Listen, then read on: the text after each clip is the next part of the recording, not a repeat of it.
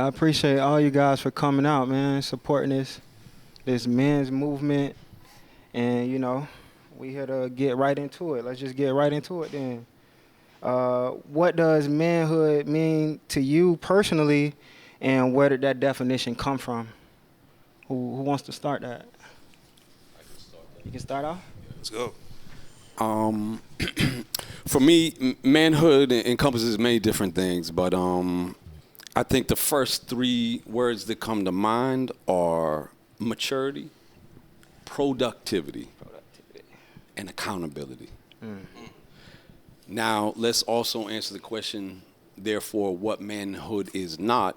Manhood is not immaturity. Manhood is not passivity. And manhood is not selfishness or lack of responsibility or accountability. Yeah. I think manhood is I guess it might be different for everybody depending on who your example was growing up with manhood. Right. It could be a rapper or it could be your father. You know what I mean? Like depending on who you listen to most. And I think manhood is all about doing shit that you don't want to do, regardless whether you want to do it or not, and dealing with the emotional roller coaster, that is a female brain. Okay. All right. To me personally, when I think of manhood, I think about my kids. So I feel like, to me, manhood is just preparing your kids for your departure, for real. If I'm being honest, that's the main thing I worry about. Is handling responsibilities, man of your word, obviously. It's a lot of things you could draw the line in manhood. It's a lot of ways you could twist it, but for me, I think about my kids. These are all great answers. But I feel like to be a man in manhood is also to carry a burden that we don't often get to speak much about. Yeah. Sorry, I wanted to jump in too. Appreciating all these responses. I think for me, thinking about manhood is also a foundational piece in identifying your character for the long run. When you can tap in and understand your manhood, you really start having a great grasp of your integrity, your character, your moral ethics. For us men, I think it's important to really think about that and understand what it is for all of us. It's going to be different for each one of us here today, which is very interesting and intriguing, but critically, I think it defines that for all of us as our character moving forward. I was going to ask, because we said already what it is not, and we're talking about what it is to be. What are some things that you've kind of seen in yourself or in the community, especially if you've done some work, that people struggle with now in manhood?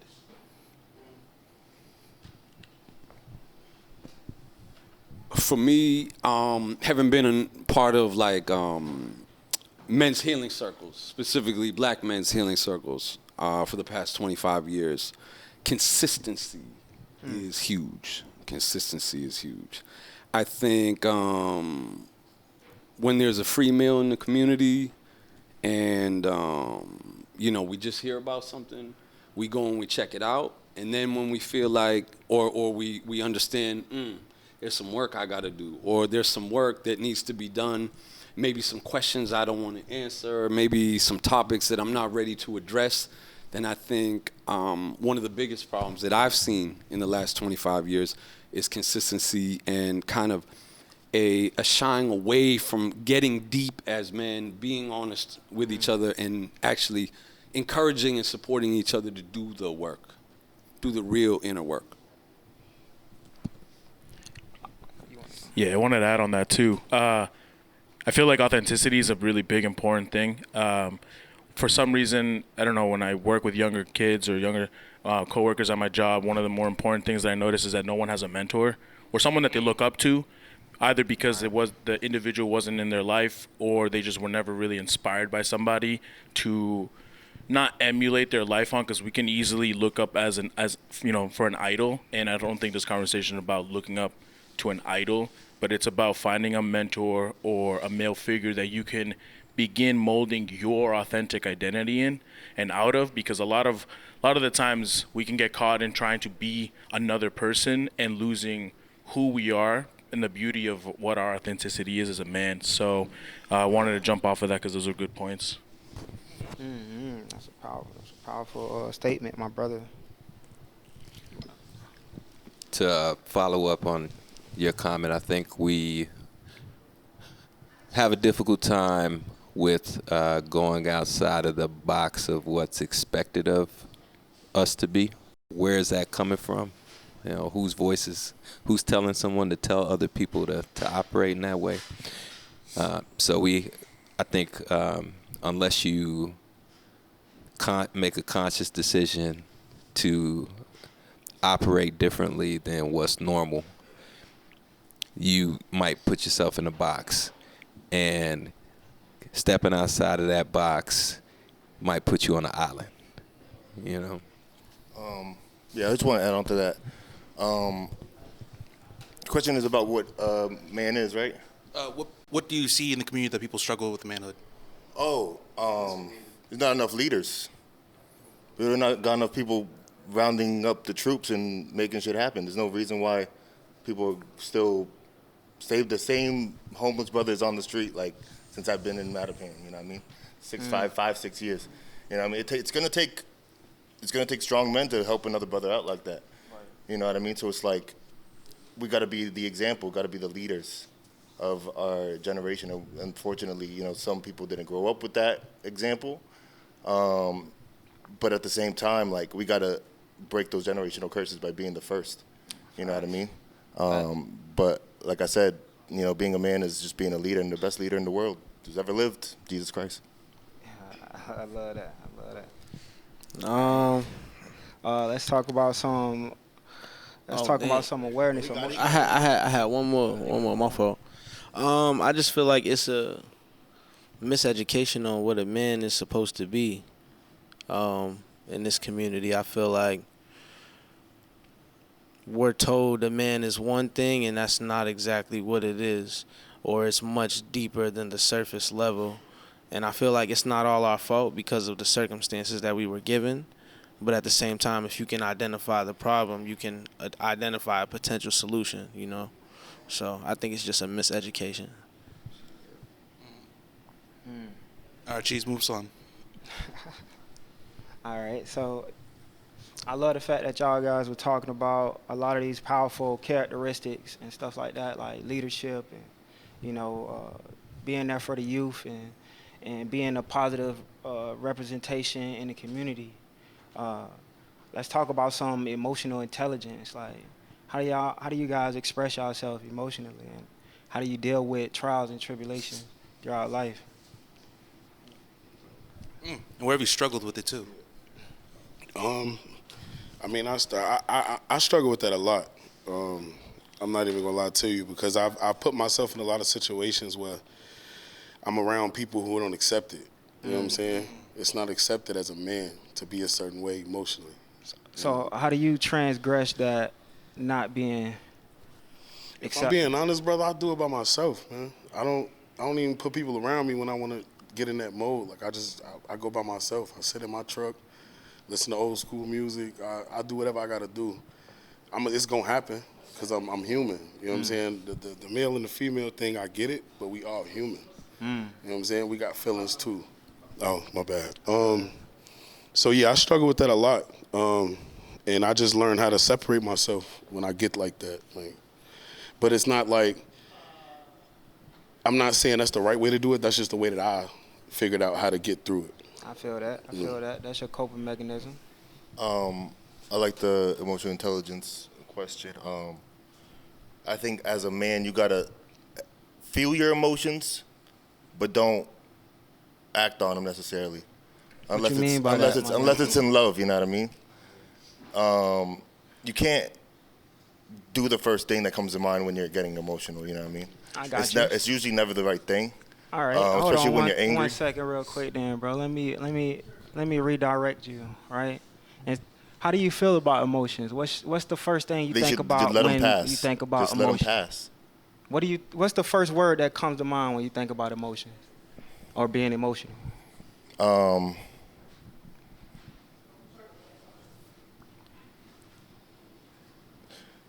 Let it pass, literally. On everything. Seriously, let it pass. All right. Like whether you're crying, whether you're happy and stuff like that, you know, even when you're excited, I heard this example, you know, you don't want to get too excited about something because, you know, let's say there's a nice new car that's, you know, for you across the street or something, and you're so excited to go grab it or go drive it that you don't look both ways before you cross it. The next thing you know, you're hit. So it's like excitement. Yeah, that's a Kanye West shit. But yeah, like I really felt that when I heard it, and you know, because next thing you know, because when you get excited and you know you don't get what you expected, then anxiety is creeping up on you right there, and yeah, getting excited beforehand, and then not getting your expectations, which brings anxiety after the fact. Yeah, I think emotional intelligence, a lot of the ways that you catch whether you become emotionally intelligent, you have to be emotionally unintelligent first and get checked on it. Okay. So can I ask you that same question then? Yeah. What's the first word that you think about when you hear that word, emotional? Emotional, I think there's a connotation about being emotional that means Or emotion? emotion. Yeah. Just emotion by itself. Usually it sounds like somebody's about to start crying. Right? And so there's this expectation or connotation of a weakness. Right? So I think a big part of emotional intelligence for men is whether you have self-control. Because I can be emotionally unintelligent and operate out of my anger at all times whenever I'm approached with something that makes me uncomfortable or something that threatens my masculinity, my manhood, whatever that might be. So it's how do I control these situations to not get thrown off every time someone else's emotion comes into my bubble. Your aura. I think building off of that, brother, and that's profound, is being the mover and not the moved. It's easy to be the moved. I can remember I was in downtown Crossing, and it's about 15 brothers deep. This is back in the day. And I just happened to, look, I'm always on the swivel. I grew up in Dorchester, Roxbury Grove Hall. And I'm always on the swivel. And I just happened to glance over for a couple minutes. And one of the brothers in the group was like, what you looking at? Cross the street. Come over here, you know, and all this. And I was like, I just kept it pushing. I was like, I already won, man. And he was like, how do you figure? We're yelling at each other from across the street. And I was like, because I moved you just by looking at you. I did not say anything. I just looked at you. That's insecurity. So Exactly. going back to your question, when I hear emotional, I think of ego. EGO, emotions getting outrageous. I got you. That's when the eyes glaze over. You know what I mean? Yeah. That's when you edging God out of you. I like that. And we can also say that it's important to skip the E and to let it go. Ego. That's my piece on ego. This guy's a poet for real. For sure. I'm humbled. I'm humbled. But when I think of emotion, I think of energy in motion. And I agree, have to let it pass. And that self-control is so important. I think underneath humility, self-control, especially for men, is the most important virtue that we can develop, maintain, sustain, and hold on to throughout our lives. That is manhood. If you are not humble, it means you cannot learn anything. And if you have no self-control, then you just all over the place. You sloppy. You won't be given any grace. And you will not be given any grace because no one will respect you. People only respect those that have self-control. That aren't going to fall for anything and everything. Malcolm said it best. If you don't stand for something, you'll fall for anything. Facts. Exactly. Yeah, I wanted to jump on that. That was well said, man. Really well said. I think, Cheese, I'm gonna jump to your question because that really kind of got my brain thinking a bit. When I think of emotion, the one word I think about is truth.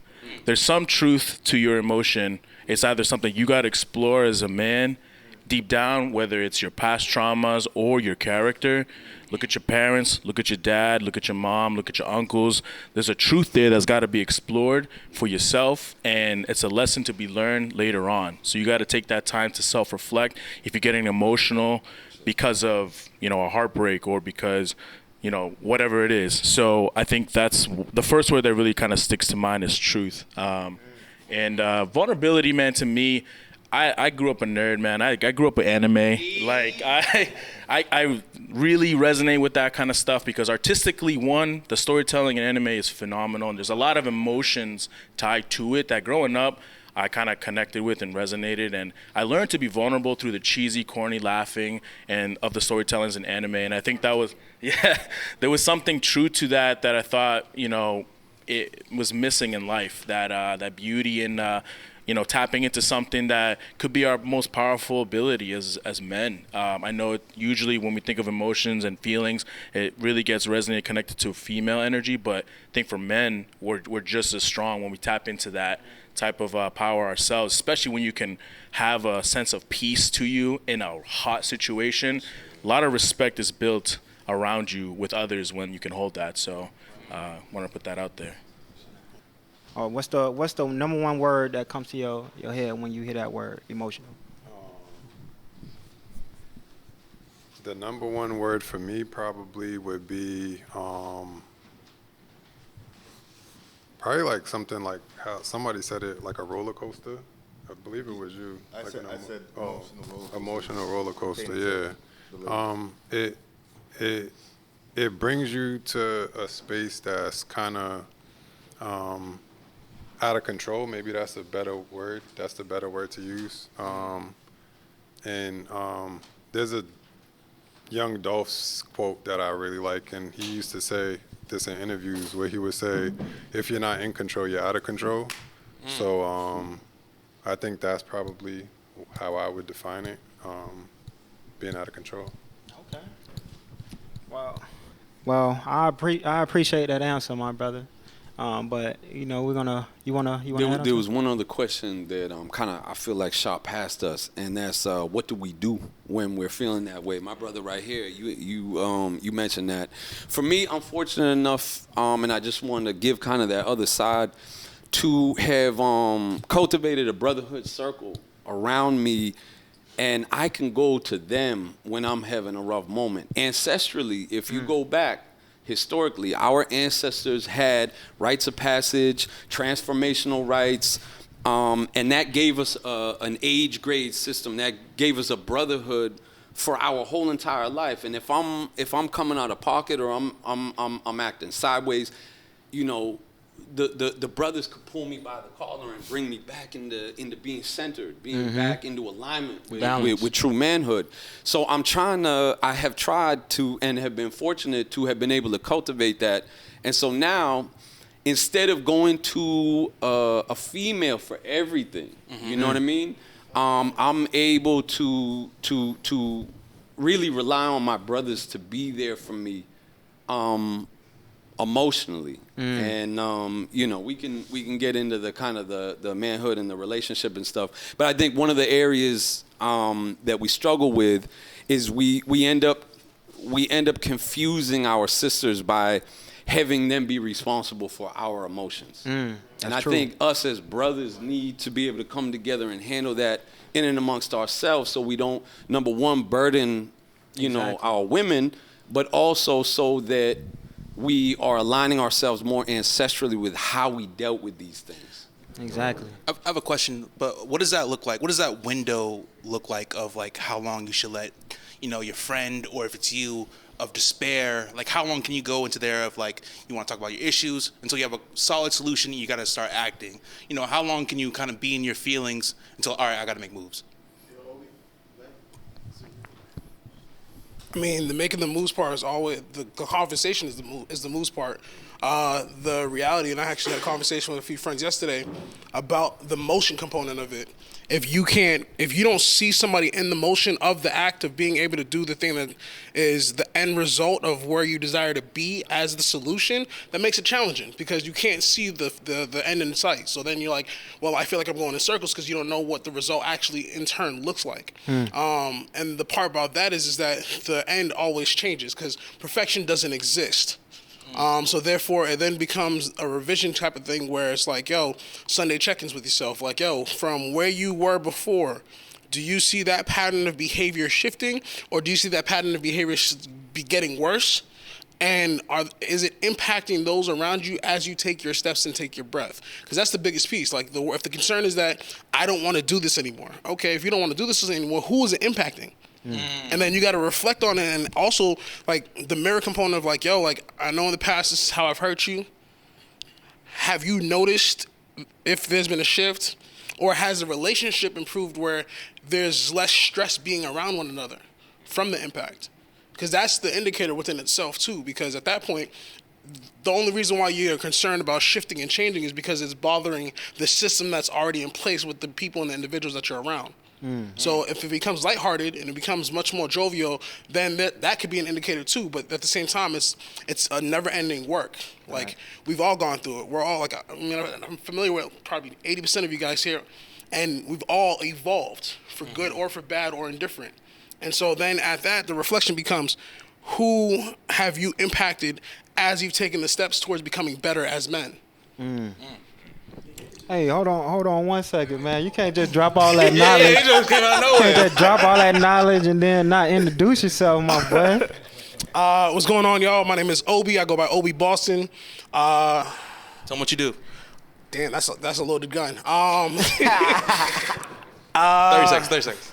My first steps were as a dancer and just doing things. The big steps that I'm doing now is I run the Corner 345 marketing firm, working with local visual artists and local creatives and community to just push the narrative forward.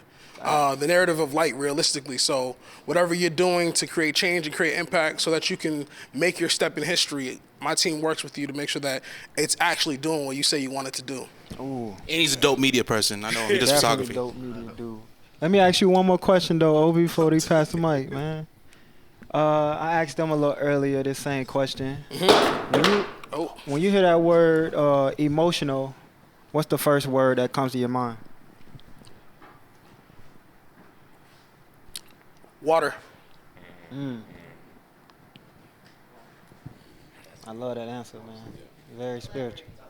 Yeah, So dig into elaborate. it, man. Let's dig into it. Because did when you that- think of emotions, it's the range from anger, happiness, sadness, like confusion, just elated, and that has such a wide spectrum that when you think of water, it also takes on many different ranges and forms as well. It can be rigid, it can be flow state, it can be in a gaseous state. It has that range, and it can always be itself in those forms. Oh. And so is emotions. Emotion is all of those ranges in those forms. Oh, man, that's awesome. I love that one, bro. I appreciate your energy. I just want to speak to emotional stability, and I think a lot of us don't. There's a complicated, complex part of being stable, and then there's a very simple part of being stable. Like the complex, complicated part might be, what is your relationship with your higher power?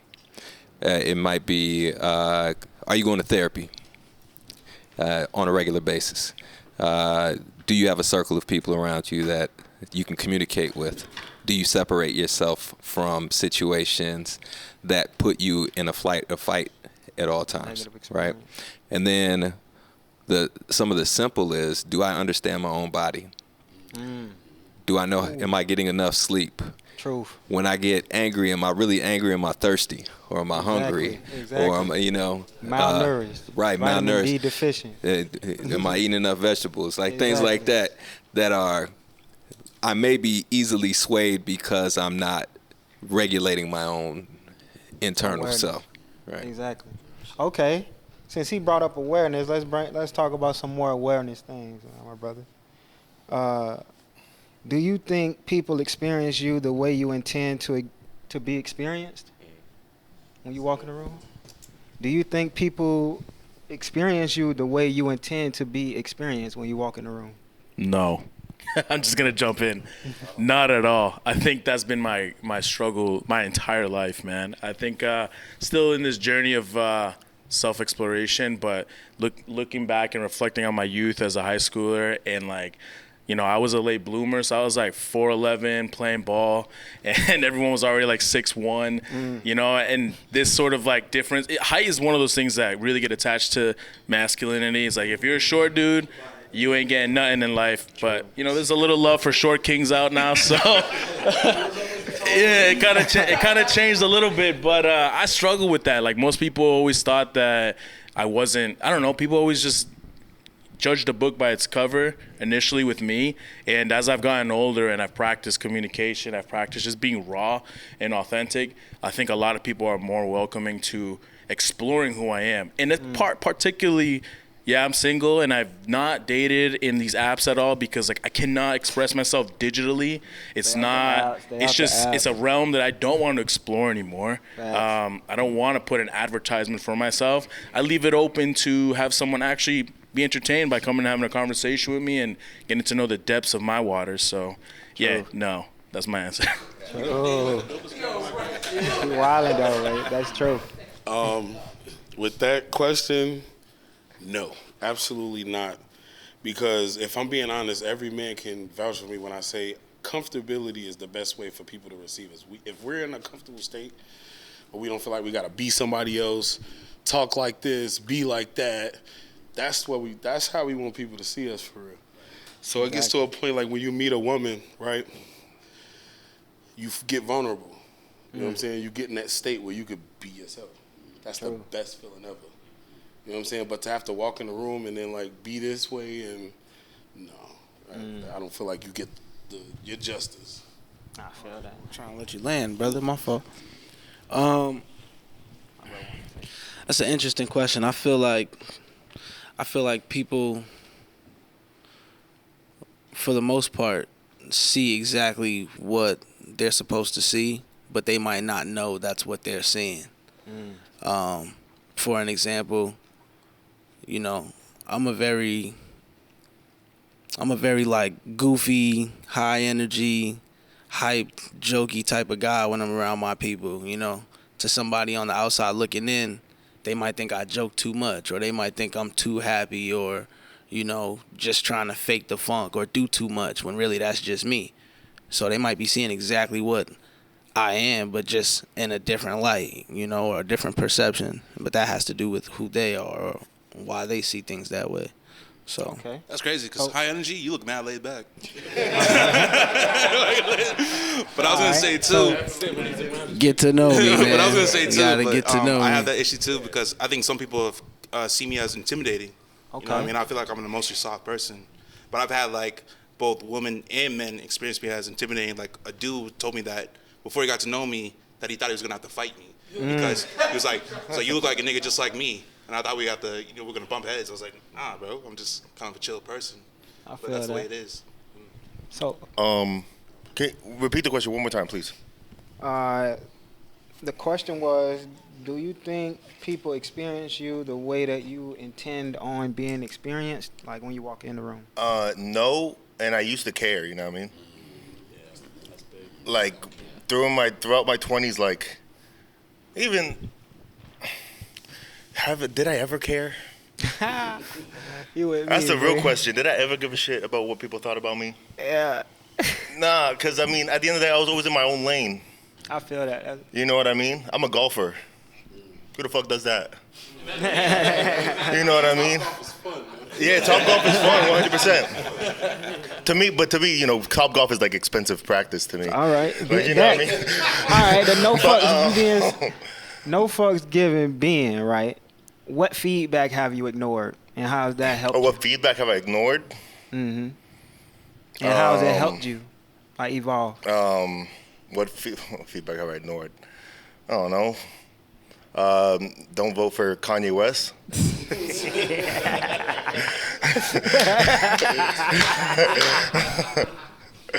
We'll leave it at that for now. How about you, brother? I'll jump in real quick and say no as well. But trying to blend these answers, because I can relate to what all you brothers said.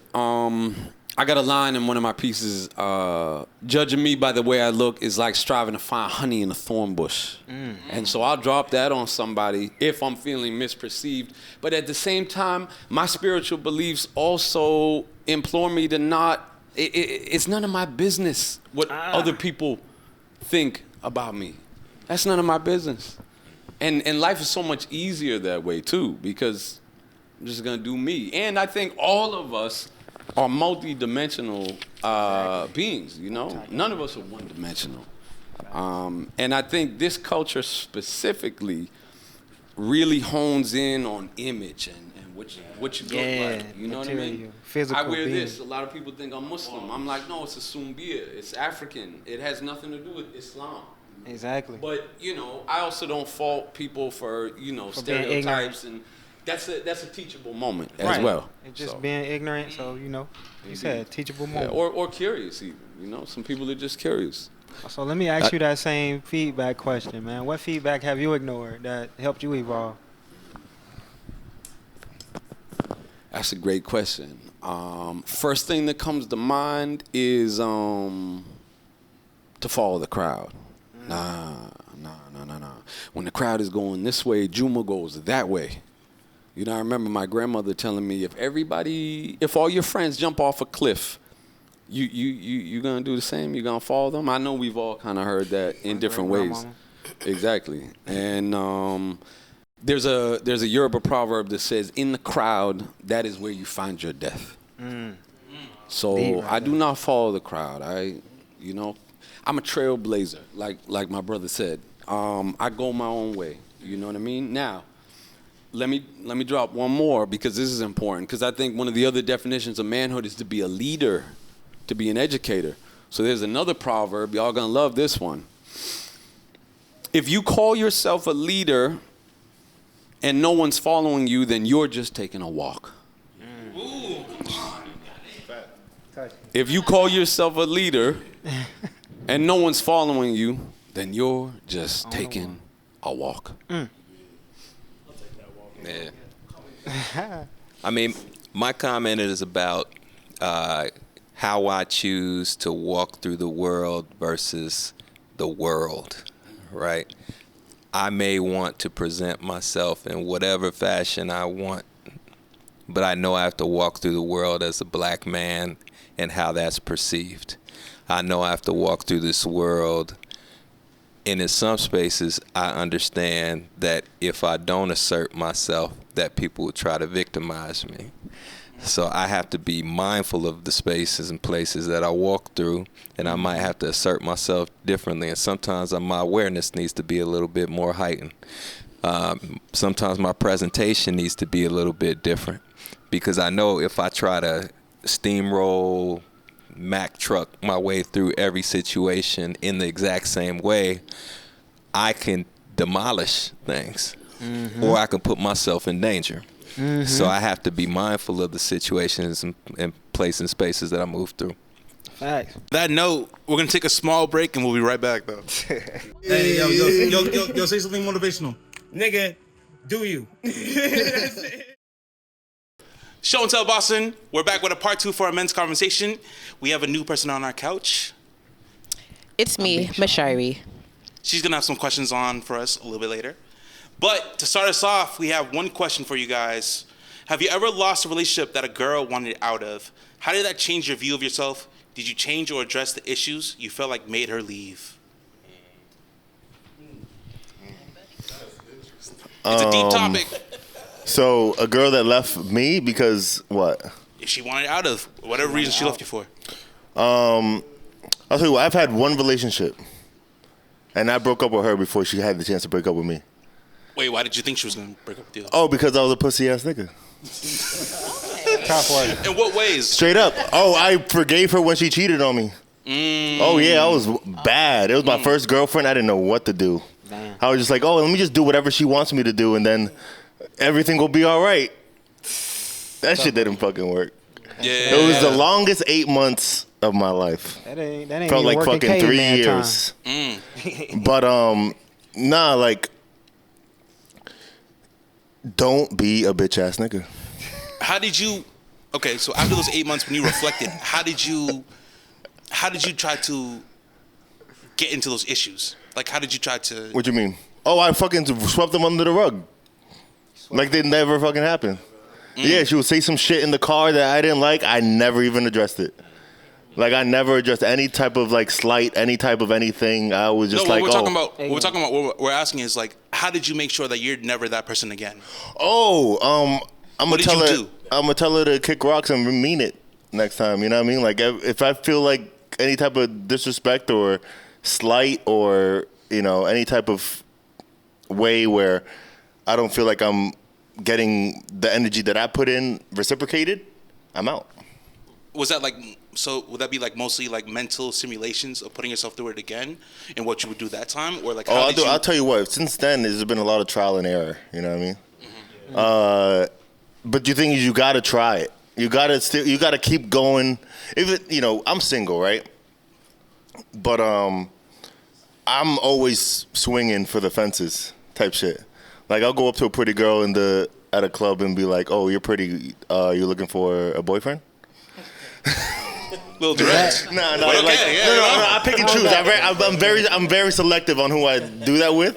But usually I am kind of trying to figure out, because usually honestly, and I've noticed this, the prettiest girls are usually the most like down to earth. Like the I don't know. I don't know. But the thing is, either way, they'll tell you straight up like whether they fuck with you or not.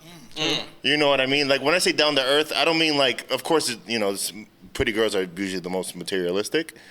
But at the end of the day, like they're not as stuck up as, let's say, a pretty girl would usually be. Of course, just pretty girls that are just gonna be stuck up off the rip. But I would say like 60%, and like I said, I shoot my shot. It's like 65% of the girls or 70% of the girls that I've met with that are, spoken to and that are very pretty, they're usually just like, oh, no, but you're very nice. And that's fine. That's fine. As opposed to like, oh, get it out of my face. No, that makes sense. So let's hear for some other people.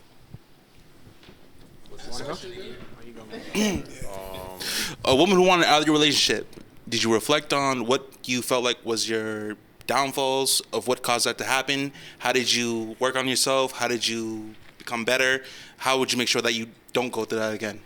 So in high school, and I remember this vividly because it really kind of created that nail on the cross for me, essentially, that I live by.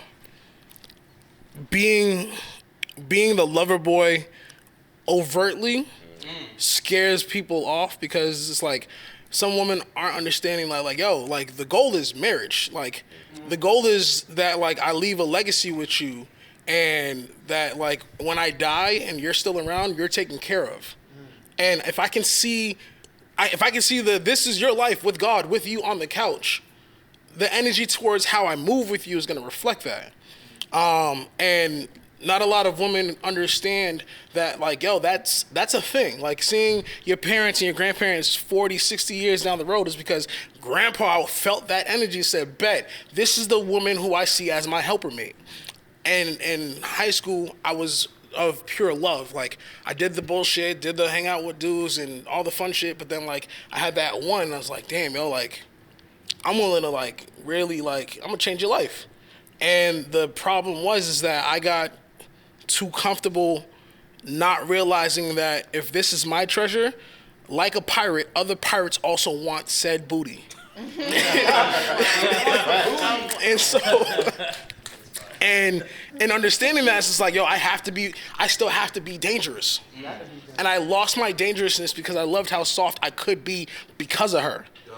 And so then she questioned, like, were you originally that dangerous, or was that just a front to allure me in? It's like, no, like, I'm dangerous because I have to, because of the environments that I'm in. You create a space for me not to have to worry about being dangerous. And she liked more of the thrill and really went after that more than anything else. And what shifted us was that during that time, and I remember it, I walked her home from school and we get up the hill, and like shortly right before we got to her house, that's like our stop point. We would stop, high school thing, make out, hug each other, and then all of a sudden I hear, "Hi, Daddy." And I'm thinking that's like a new nickname for me, but then I'm like lifted in the air, and this is 6'4", big bald-headed black dude that's a police officer. Like, "Who's this?" And it's just like, oh shit. The church boy in me showed up. And so I said, "What up?" And he's like, "Nah, to the house now." And I'm like, fuck, damn, all right. So we get to the house. Mom's at the door, arms crossed. She was black and Puerto Rican. Arms crossed, and Mom's right there, real thorough. And I grew up, I'm Nigerian, Haitian, and Cuban. And I grew up in a Roman Catholic church and a Baptist church. And I was an altar server. So I turn on, "Hi, how are you? My name is Obi. It's nice to meet you." Yo, listen, because like I know better. It's like, yo, I like you, I care about you. At the same time, like, this is your parents, so I'm not gonna act all hard and tough. No, I'm gonna be respectful, because if your parents love me, then that's a green light to chill. Start talking to Mom and Dad and explaining. He's like, "Yeah, she has a curfew, and I apologize. Like, my apologies. It's just I like spending time with your daughter. I didn't mean to keep her out later than she was." And that relationship started. That what the parents got good.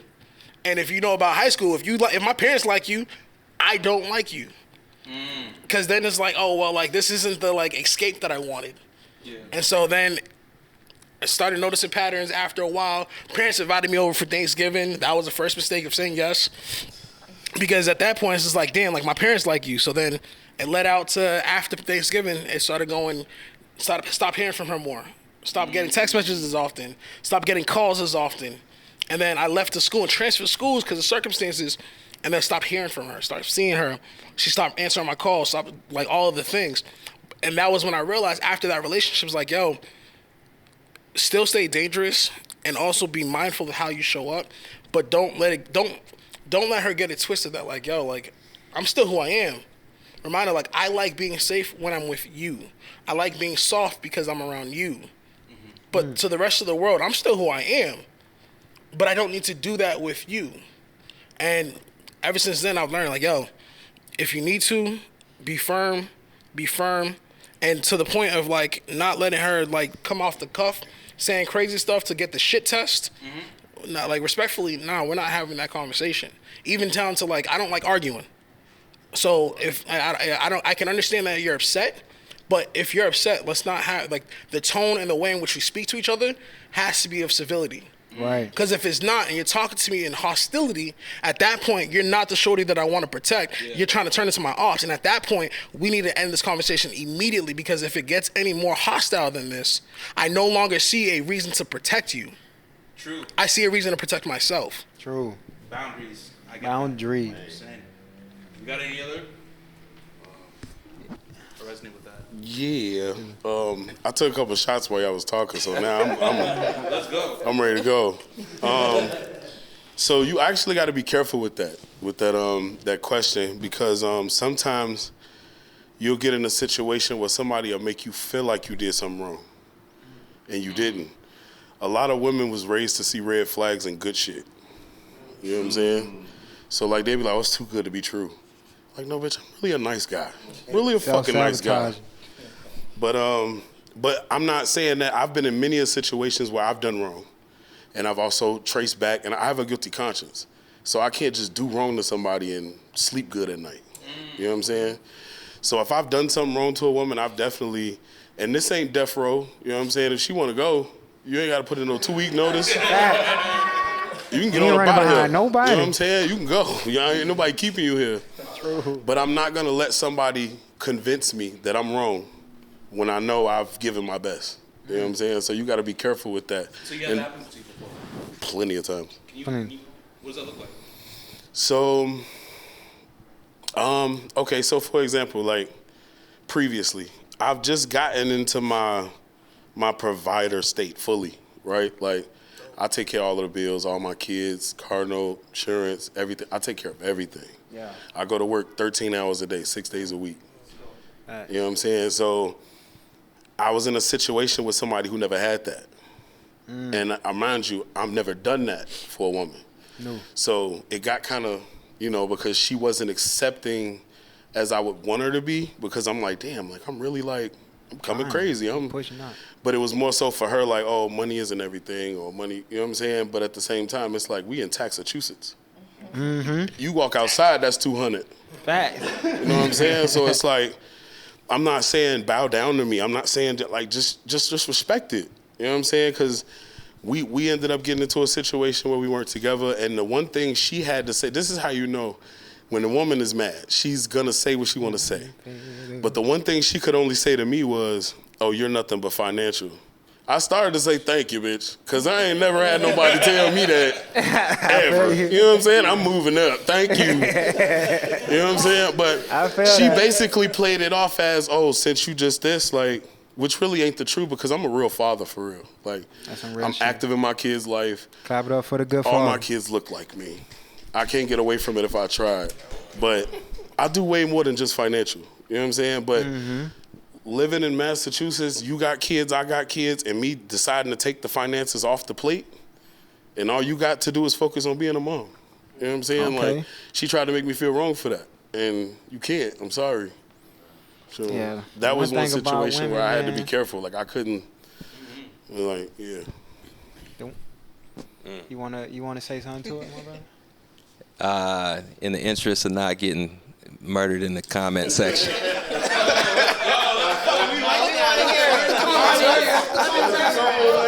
The more comments, the better.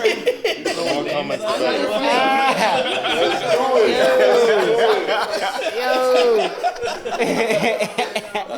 First, see God in all the seriousness. I would say I at this point in life, like, I am a man that's been married, and I'm a man that's been divorced. And one thing that I've come to understand through years of reflection and years of therapy and years of like spiritual guidance is that you are having your experience and they are having their experience. That's the truth right there, my brother. And what I believe may be true and what they believe may be true. And there's some area in between that is the ultimate truth. And so I've learned to not judge people who no longer want to make it work if it doesn't work. Because there's no point in forcing yourself to maintain something that isn't sustainable, force yourself into something that is ultimately going to hurt you, and find people that are in alignment with who you really are. Right. Like, you step into a situation as your true self, and if someone wants to be in that place with your true self, that's when it works. If you step into it with a need to perform or a need to go outside of your truth or something that you feel unwilling to do, that's probably not where you need to put yourself. And so it's a question of what is the work that I need to do within myself to prepare myself for the person that I'm supposed to be in space with. Are you choosing good for you? Right. And anything other than that isn't really a good use of your time. Right. Validate the positive experiences, my young brothers. Because what I do recognize is that if you try to force a square into a circle, yeah, the only thing that's going to happen is over a course of time, you are going to continue to hurt yourself, hurt the other person. And there comes a moment of reckoning where you're like, did we just waste like 3 years? Did we just waste a year? Did we just wait 10 years? You know, and you have, yes, it's a lesson. Absolutely. I agree. I don't mean to cut it. No, please. Go. I don't think it's a waste. I live by a proverb that says the Creator hasn't forgotten anyone. Rather, it's ignorance of divine timing that makes us feel stressed out. Some of my worst relationships, I grew the most. Yes. But both can be true. You see, we live in a society where it's like either or. I say no. Ancestrally, it's both and. So what looks like a disagreement is actually, we're both right. We're both right. It can be the most painful, and it can be you can have grown the most. My enlightening. favorite quote in life is, if life was meant to be easy, I'd still be wearing my first pair of shoes. Wow. Tough one. Deep. Right? So there is growth that they call it growing pains. Exactly. Right? There is growth that comes through those experiences, but there comes a point that you don't want to hit your head anymore. True. And you take that experience and you go, actually, what is going to fit for me in the life that I want to have for myself is this type of person. And there's nothing wrong with the other person if that's not who they are. It's just, don't try to put that person into your space. True. You know. All right. So So real quick, I was just gonna say that to answer the question real quick, karma is real. Karma is real. Run deep. Karma is real. Karma run deep. And my proverb for karma is, ashes fly back in the face of those who throw them. And I've been on both ends. I've made mistakes, and man, them ashes have come blowing right back, blinding me. You know what I mean? But again, I think in this society, we're taught to avoid pain instead of to run towards it. And then I know something that's helped me with grieving different things that I've been through in my own life is the power of the buffalo, which doesn't run away from the storm, but runs into the storm. Because it knows in its divine intelligence that storm is going to pass it faster if it goes into it than if it's trying to run away from it. Exactly. So for me, it's not about avoiding pain. That's for those that are too, in my humble opinion, that's for those who are locked to the materialistic, like we were building on earlier. Exactly. Those that understand more of a spiritual aspect to this life can see beyond the pain. And our ancestors were very clear that pain and hardship and adversity not only grow the brain, but also give us wisdom that we can apply to the future. True. And helps build our character. But that's really a choice, in my opinion. That pain can either make you or break you. And when you're in a society where pain is seen as bad and not as something that will grow you, will build you, will make you, then too often subconsciously, I think, we make the choice for it to break us, when in reality, it can make us if we make that choice. I love how you took it there, my friend. Hey, it's always tough to follow, man. He's such a well-spoken man.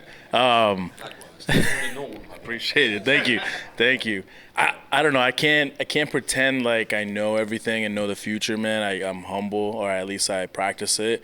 And I've only been in like 2 real relationships in my life that I can really consider. I've been in a few flings, so like my relationship experience is like novice level, if anything. But I do take the time to reflect a lot on my actions and the actions of others. I was having this conversation like in our little break about accountability, and I think this kind of is that moment to share that, because I don't know personally if my last 2 exes ever wanted to leave the relationship that we're in.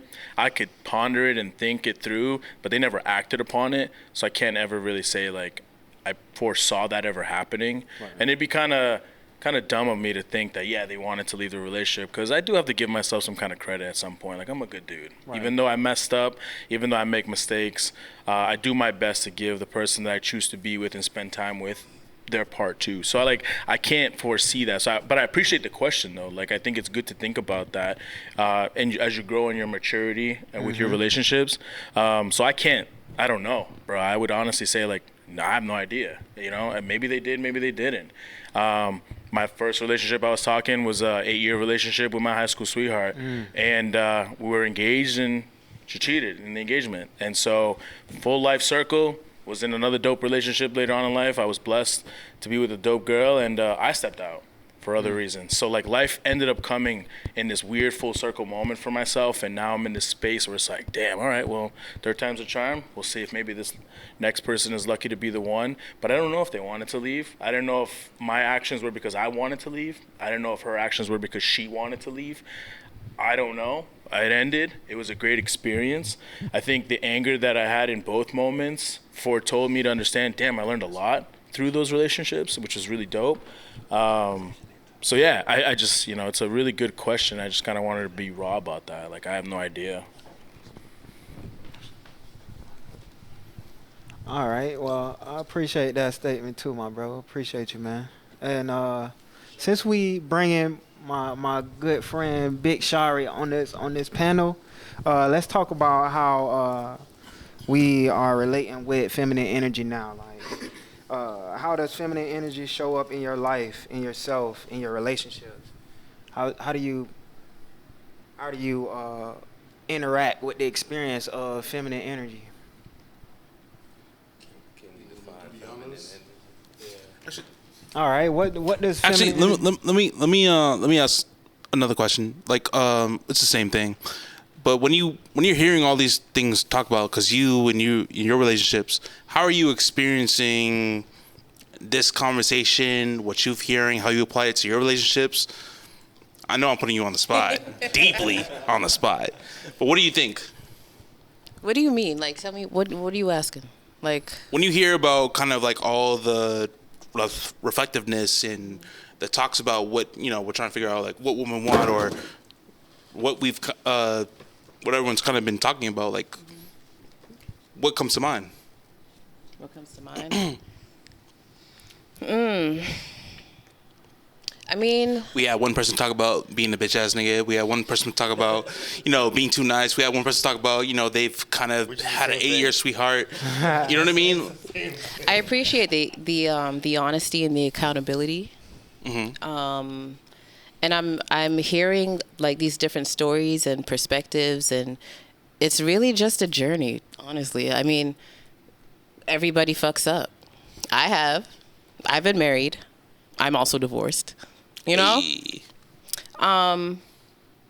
It's a journey. Like it takes time. I don't think, and even at the end of life, you're not gonna have all the answers. You just have to do your best. How would you deal? Can I ask you a question? Yeah. How would you deal with a bitch ass nigga, aka? Let's go. Leave. That's the only thing I can say. Like, why would you stay with a bitch ass nigga? That's crazy. What consists of bitch ass niggas here? Oh, I love to see.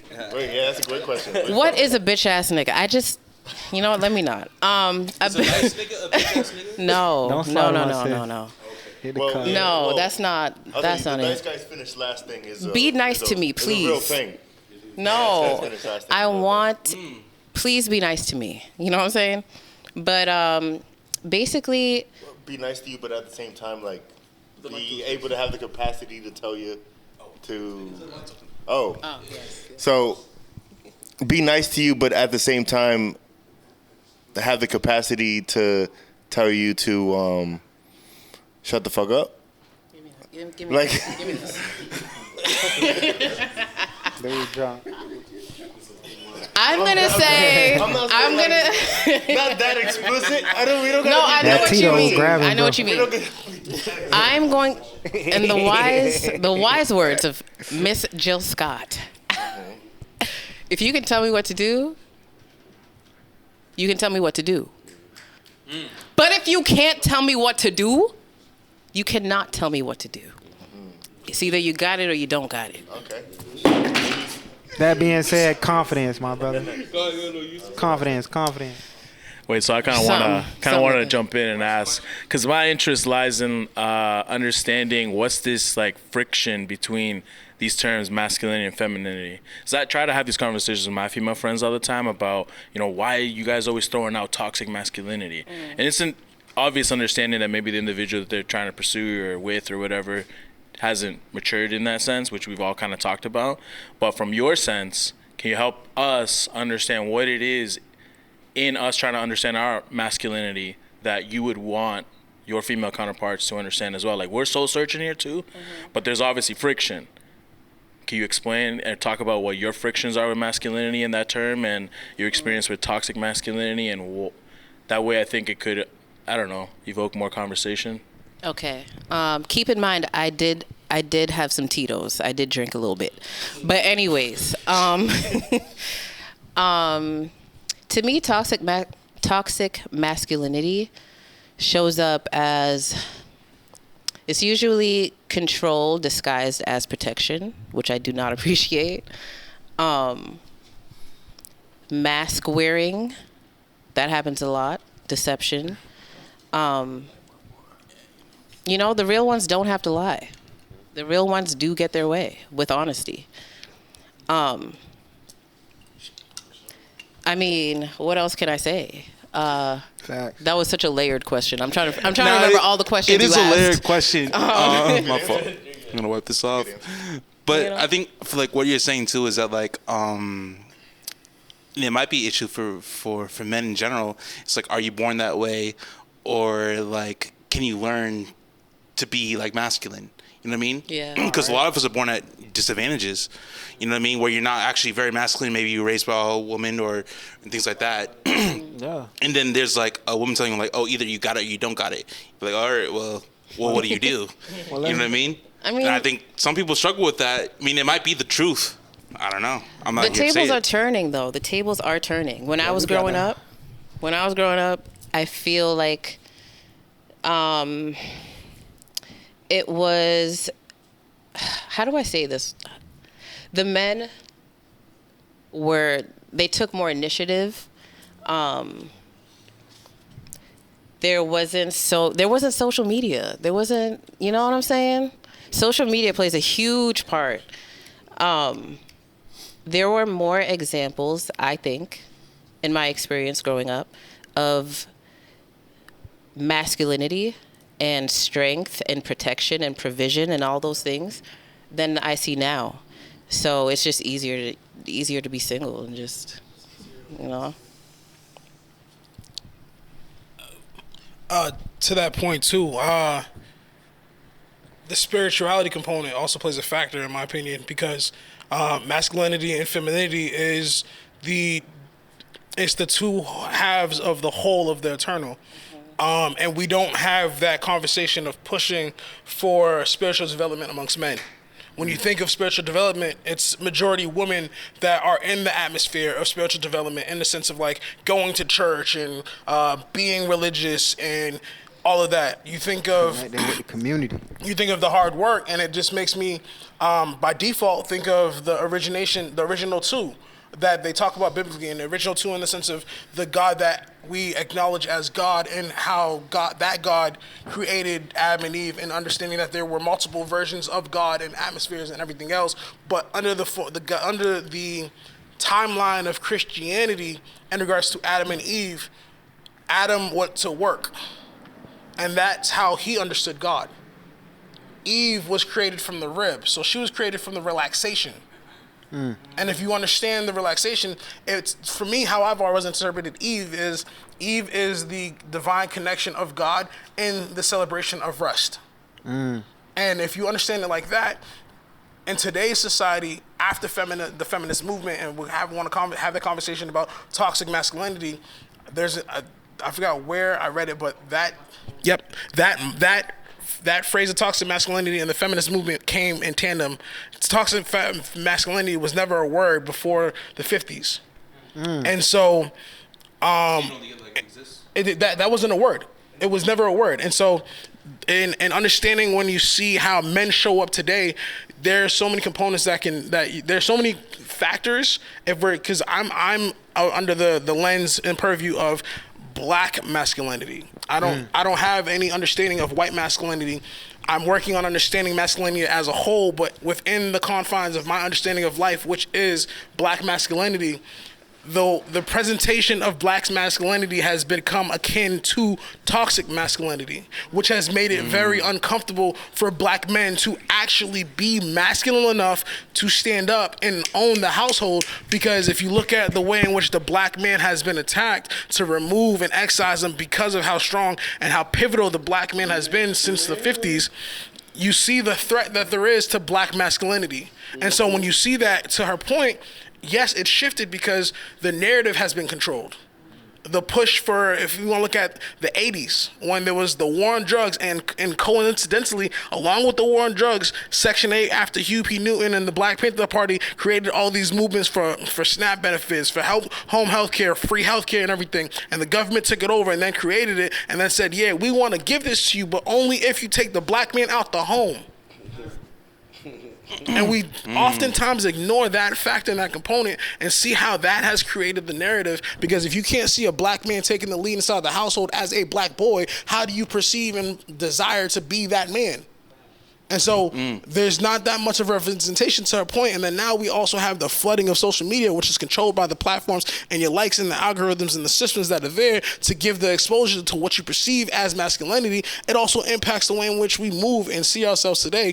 And then it becomes conversations like this, which is shout out to y'all for putting this together, whereas having the different forms of masculinity being able to show up in the same space.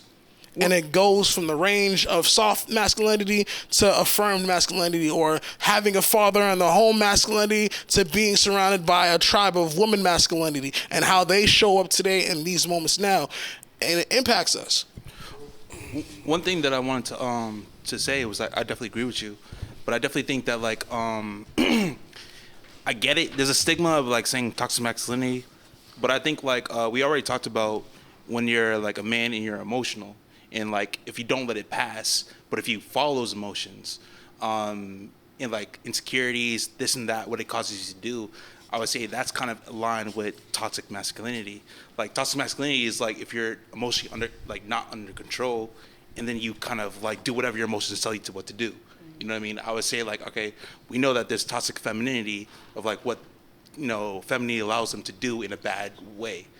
For masculineness, I would say it's the same. If you let your emotions run you, you could be a terrible man and use masculine privileges. But I want to let people talk. Yeah, let me hop on that real quick and just say that I thank you for bringing that up, because that was my next point. Is lots of times we hear about toxic masculinity, but that's to assume that there's also toxic femininity, and I don't hear anybody talking about toxic femininity. So with that being said, traditionally I think that toxic masculinity is associated with physical violence, physical abuse, but then again, the converse to that is that toxic femininity is psychic abuse, it's psychic violence, manipulation, biochemical.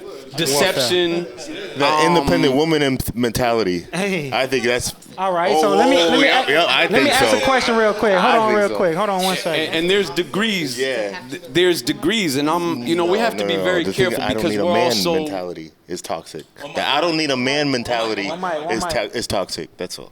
We're also in a society where we're very quick to blame, and if something smells like something that we have smelled before, we're quick to blame it. So I think, again, going beyond the emotion, I think investigation. When in doubt, check it out. That's what I heard the elders always telling me. When in doubt, check it out. You know what I mean? And so I think I hear this a lot with these colonial identities. I'd never date a Jamaican man. I never date a Haitian man. Or, no, Cape Verdean women, I don't have anything. They're all cheaters.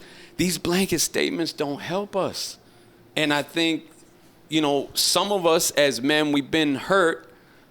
And I got to give women this. Women are more resilient than men when it comes to relationships. I'm just going to say that. Men get hurt once and they will completely off-right an entire ethnicity of women. True. And for me, that's weakness. I'm sorry. For me, that's weakness. That is. That's weakness. So I think we have to be very careful about separating our own emotionalisms and experiences with what something may be. Because sometimes people, they just don't listen. True. They just don't listen. And so you may be trying to pull them up. You may be trying to teach them something, but they're taking it as disrespect. They're getting emotional or whatever. And that's on both sides of the coin, men and women. And you lose the lesson. If you lose, don't lose the lesson. True. All right, so let me form a question out of that statement. Is modern masculinity a reaction to women empowerment or evolving alongside it? I can jump in here. I think, in general, we have to be very mindful in these conversations because a lot of times we need better language. A lot of the definitions have been very muddied by media, by clicks, right, by algorithms that really steer you in the direction of what you might like for the purpose of some political agenda. And we have to be very mindful that we don't get trapped and caught up in somebody else's plan and miss the goal. Because the goal ultimately should be, how do we get along better with each other in a more harmonious way where we respect each other for the purpose of being in a better place. And if we're constantly going back to, well, you did this and I did that and you did, like, that is intentional manipulation. Trauma bonding. To keep us in a trauma cycle. I don't do that. Like, that's unnecessary. We can have an entire conversation about relationship without mentioning masculinity and femininity one time. And it might be even more beneficial just because we're not using the same language that is used to prod us. You know what I mean? I see you about to jump in. I have a question. Yes, ma'am. For everybody. Who here has a mother wound? A show of hands. A what? Mother wound. A mother wound. What's a mother wound? Let's see. A mother wound. A psychological and emotional imprint formed from unmet needs, emotional neglect, control, inconsistency, or lack of safety in the mother/child relationship. It shapes attachment style, self-worth, emotional regulation, and how a person experiences care, intimacy, and authority. Can I ask a question? Yes. I think my mother was very attentive and like beautiful. She was a single mother, but like I can say that like she wasn't able to give me everything that I possibly need as a man. Does that count as a mother wound? Yes. Okay, but who here? I mean, I think so. Who here has a show of hands? Who has a mother wound? Everybody. Yeah, a little bit. That's like all of I got us. one. Me too. Yeah, I'm gonna debate that. Okay. Yeah. So, I'll just say this quick thing and pass it on to my brother. My mother, over the years growing up, even today, had put her anxiety or what makes her feel anxious and try to project it on me growing up. And that's exactly what I thought of when you mentioned that question or asked that question. To answer your question, absolutely. I didn't know that there was a word for that or like a way to say it. But the thing with my mom was, I mean, she was a single mom as well, but it's a different route single mothers take. And my mother took the route of, I'm a woman raising a man, so I got to be tough. You know what I'm saying? Tough love is what I know. But my grandmother saved it, right? My grandmother taught me unconditional love. She taught me what real unconditional love was. She loved me through everything. I get suspended from school. My mama be like, oh, this, that, and the third. She be like, all right, bring him over here. You know what I'm saying? I get in trouble. My mama be going off. She be like, oh, no, bring him. You know, and I can definitely say I don't blame my mama for that, though, because she tried to step into the role of a man, raising a man. I'll never discredit her for that at all. But I can definitely say it's a lot of space empty that my father could have filled. You know what I'm saying? But me being the type of man I am, I learned to not always use that as a crutch either, because I can learn myself. So luckily my mom was a horrible dater, so I had a lot of bad examples. I had a lot of people taught me how not to be a dad, how not to be a boyfriend, how not, you know what I'm saying? So I was one of those. I learned more from seeing what not to do, rather than somebody actually teaching me what to do. You know what I'm saying? So Being the mix. That's an interesting term. I think I'm kind of in line with, I don't know, these terms that come up out of the blue these days. It doesn't sit well with me sometimes. Like this mother wound concept, never heard of it. And my initial thought is no. Like if you ask me in 10 seconds to answer it, it'd probably be no, because I have to give my mom some grace. She's an immigrant, came here when she was young. She had me at 17 years old. My dad was 19 years old, and they were growing together in their youth with me by their side. So as much as I can say, yeah, I'm going to blame them for the wounds that I hold in myself, I think it's important for myself to look in the mirror and say, well, what can I do to improve this? Because that's where my growth and maturity as a man, and not even just a man, just as a human being in general, comes into play. So I can't just sit there and say, yeah, this definition of a mother with a wound, like, no, I'm not going to put that on my mom. My mom already carried enough weight in her back, being an immigrant in this country, trying to hold us down, give us a good life that she couldn't even live herself. True. Now that we're all older, she's finally getting an opportunity to live somewhat like an 18-year-old, even though she's 55. So I give her the opportunity to have a little fun in her life, but like, I can't do that to her. I don't think that's right, and I don't think that sits well in my character, my soul. That's not. I can't stand by that definition or word or term. So let's reform the question then. Like, how does the projection of your relationship of your mother like transition into like real life? Like, how do you make connections with women because of the relationship you have with your mother? Let me just add on real quick to what my brother Eric said. I agree with you. I would say I have a mother womb, but not a mother wound. Spiritually, I believe that, or I should say, my spiritual beliefs demand that there's an understanding that,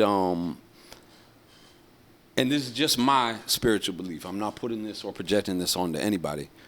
That one's parents are chosen before one is born. And so that's a built-in psychological mechanism to destroy or to prevent the victim mentality. And I think, again, societally, it's the blame is always quick to be, put on, and that keeps us from looking in the mirror and being able to reflect on self. That having been said, I'm not negating anything anybody said, because that's real as well.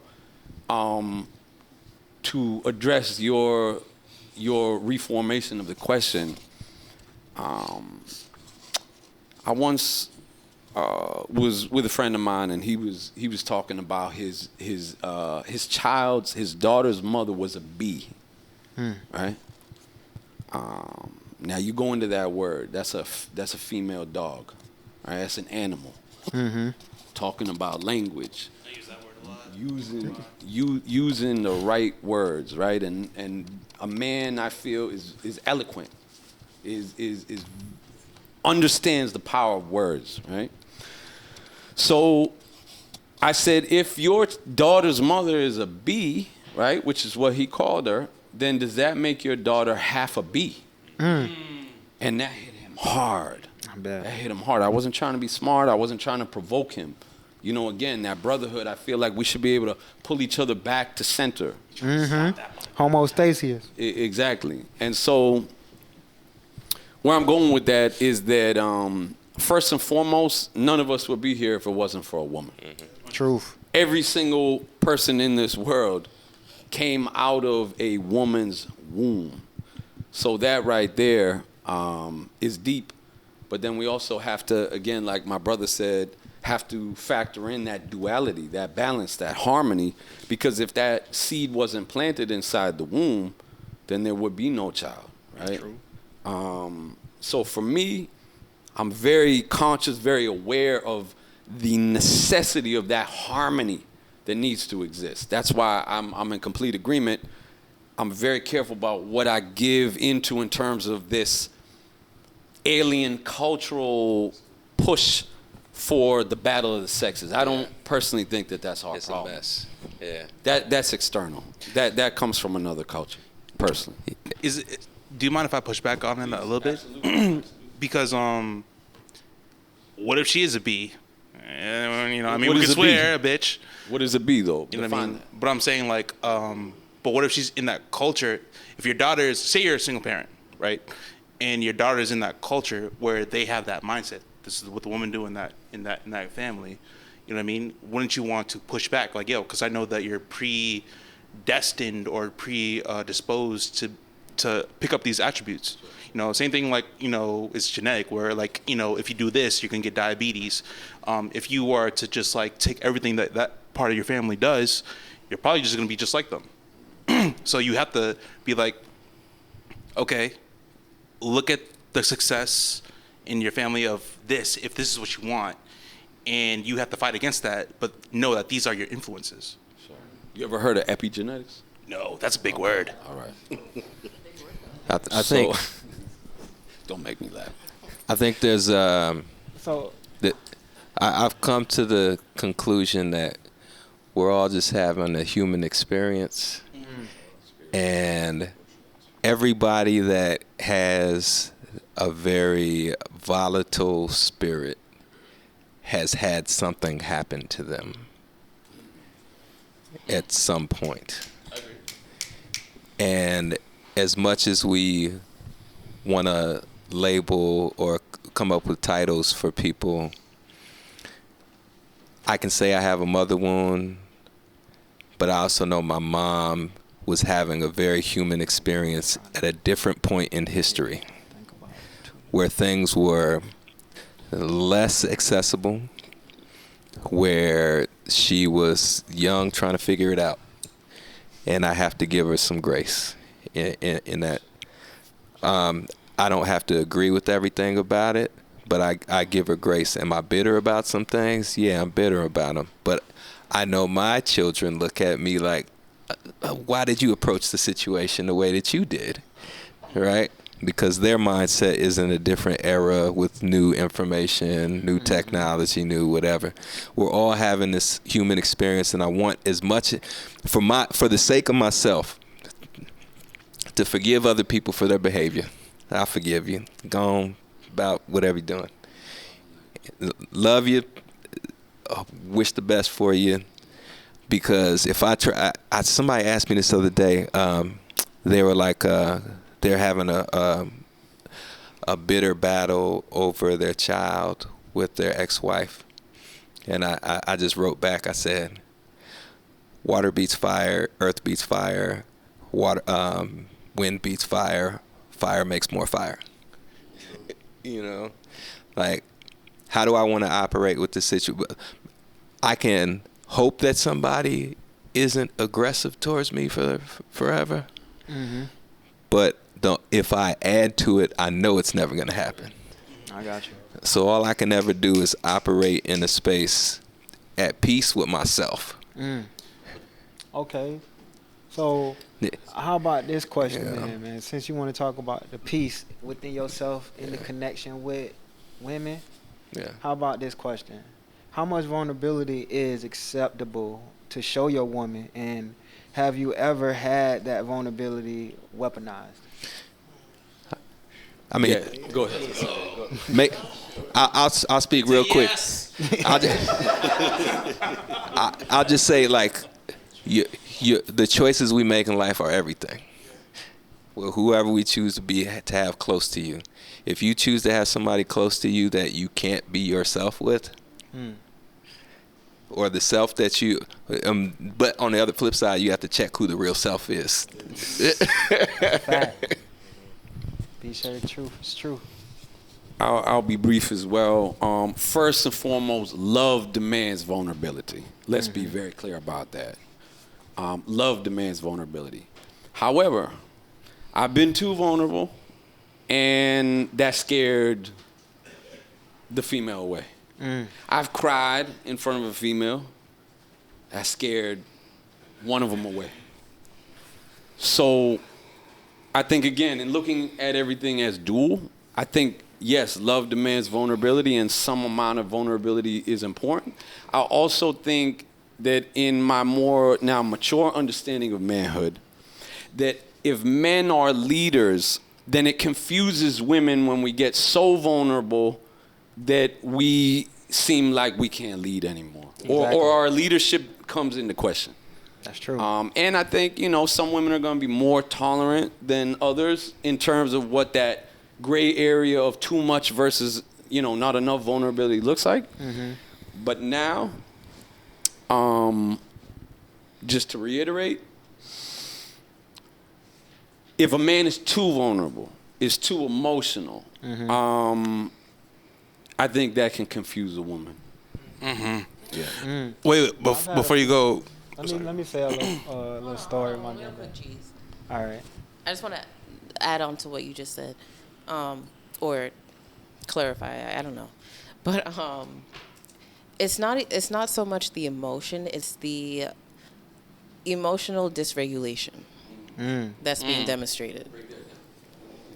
Break it down. I appreciate when a man is emotional with me or in front of me or whatever.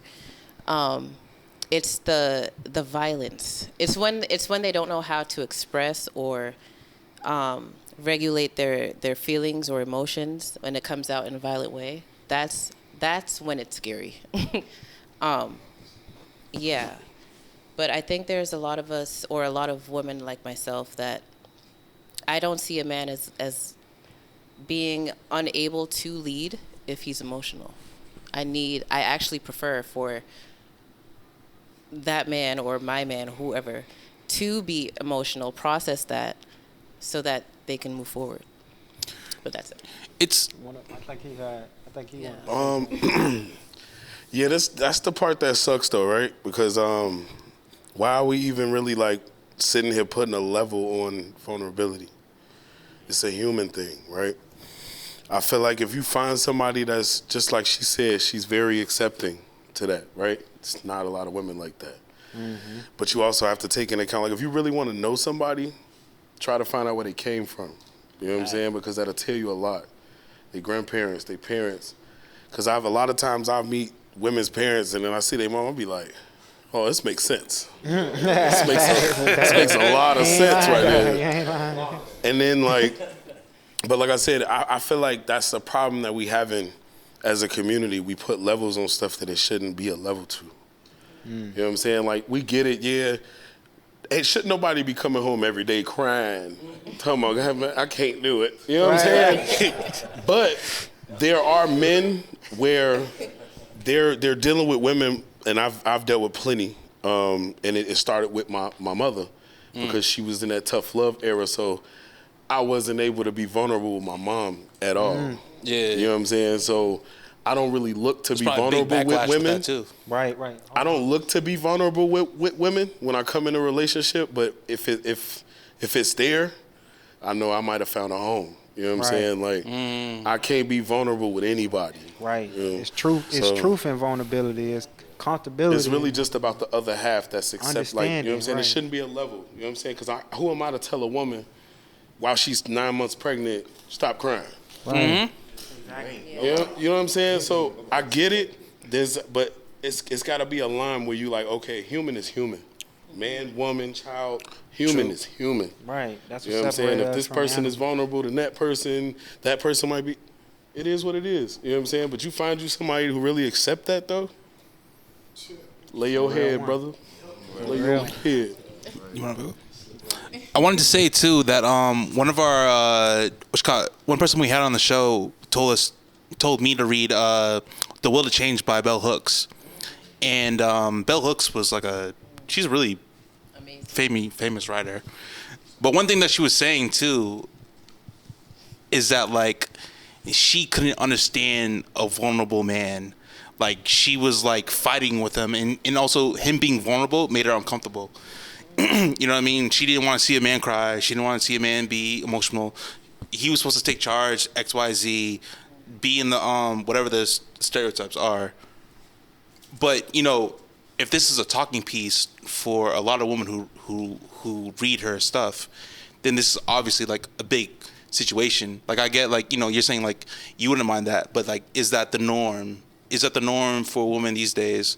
You know, and I personally, my experience is no, and I think a lot of our experiences is really not. Like, you know, you find only one person that's kind of going to do that a little bit. Let's dig deeper into that word though. Like let's dig deeper into the word vulnerability. Man. Like, what is that? What do you feel, or what word comes to your mind when you think about vulnerability? Safe. Yeah, I wanted to kind of jump in. That's a good follow up. I think. Sorry. So again, funny. Another conversation we're having off in the little break. I was explaining kind of what my space is like when, let's just say, for lack of a better term, my heart was broken in a moment. Isolation is usually that first thing that comes to mind when I want to begin that path of healing. And when it comes to vulnerability, I think that's a phase in it where you need to be with yourself. Accountability and reflection are two important things. As a man, I think we all need to take. Learn how to be comfortable with that too. I think being vulnerable with yourself first before you express it to your significant other or partner is important, because a clear mind and a clear heart has a clear conversation at the end of the day.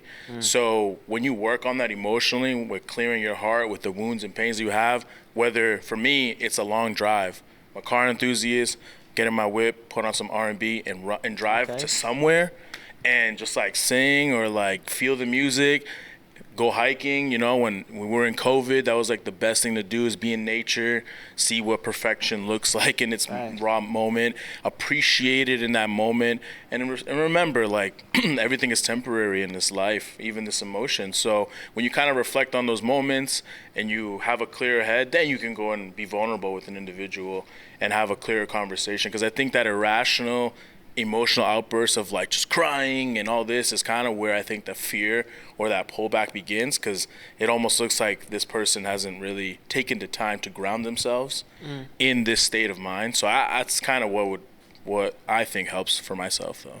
I feel you. To that point of vulnerability too, it's showing the chinks in your armor. Right. And the part about that's always a never-ending question for me, is where did you get that exposure of understanding how to show the chinks in your armor?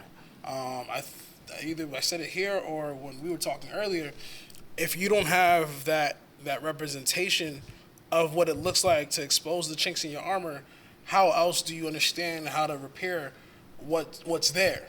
Exactly. Like, how many of y'all can remember ever seeing your father cry? Right. You know what I mean?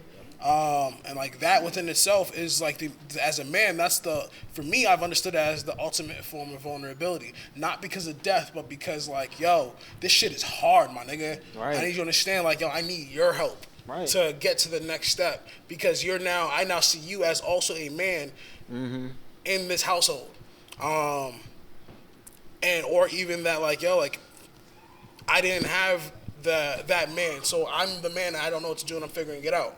So for me, like, I grew up where my pops did his thing.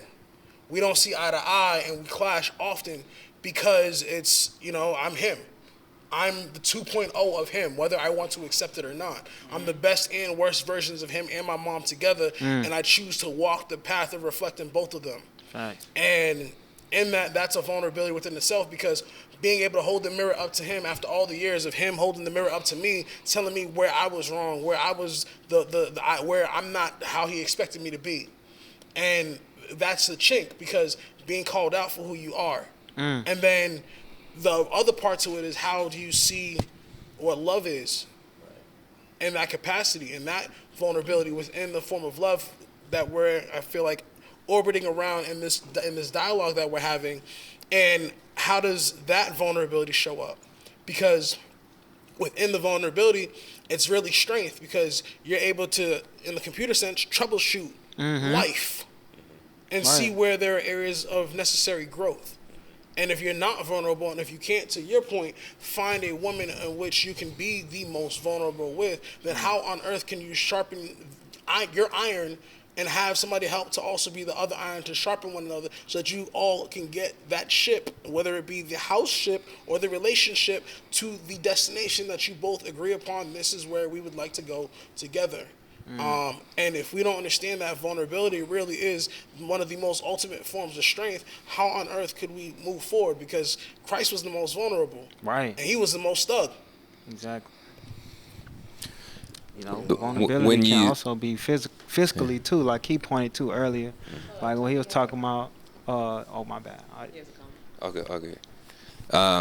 I can't help but in this moment think about what do I compare vulnerability to, and either metaphor. Thank you, brother. Either metaphorically or like personifying defense, be it like the defense of a ship or the defense of your own body. Like, where are the vulnerable points on your body? Like your eyeballs, your throat, your groin, your heart, your spine, right? You protect these things. You protect them. You make sure that they're covered. You don't want any like pressure to hit those points, puts you in a vulnerable state. But you absolutely need those things to speak, to pump blood, to stand up, right, to procreate, right, to pass human waste, to see, like all of these things. So they need to be protected, but they also need to be used. So it's kind of like finding the right balance where your vulnerable points are valuable without overexposing them to the point where you put yourself in harm's way. Like, it's just making me go down a rabbit hole to think about how do we treat the vulnerable things on ourselves. Okay. And maybe that will give us some guidance as to how do we operate in a healthy communication with another person about being vulnerable with each other. Okay, well, let me help you dig on that thought. Let me help you dig deeper on that thought. What emotions do you avoid the most? Anger, fear, shame, sadness? Here we get that. Which one? Sorry, I wanted to speak on this. I think I actually like diving into my emotions. I like being an emotional person. I'm not gonna lie. And the most emotions that I hate, but I feel like I need to dive into most, is the shame and anger. I think anger is the most dangerous emotion you can have. It's the cause for like all the bad decisions you could possibly make. Shame is all the things that you try to avoid. And so I try to dive into them because those are the things that can teach me the most. But I'm very interested to know everybody else. It seems like the most readily available too. 100%. Yeah. Like easily going to anger, easily going to shame. Like, for me, it's really you said which one we try to shy away from the most? Yeah. I mean, it sucks that we even have to. That's what I'm saying. But it would have to be fear, and that's because of where I'm from.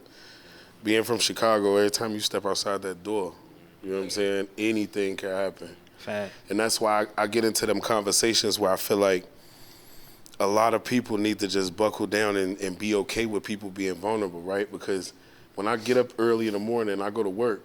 As soon as I leave that door, I'm surrounded by people who don't give a fuck about me.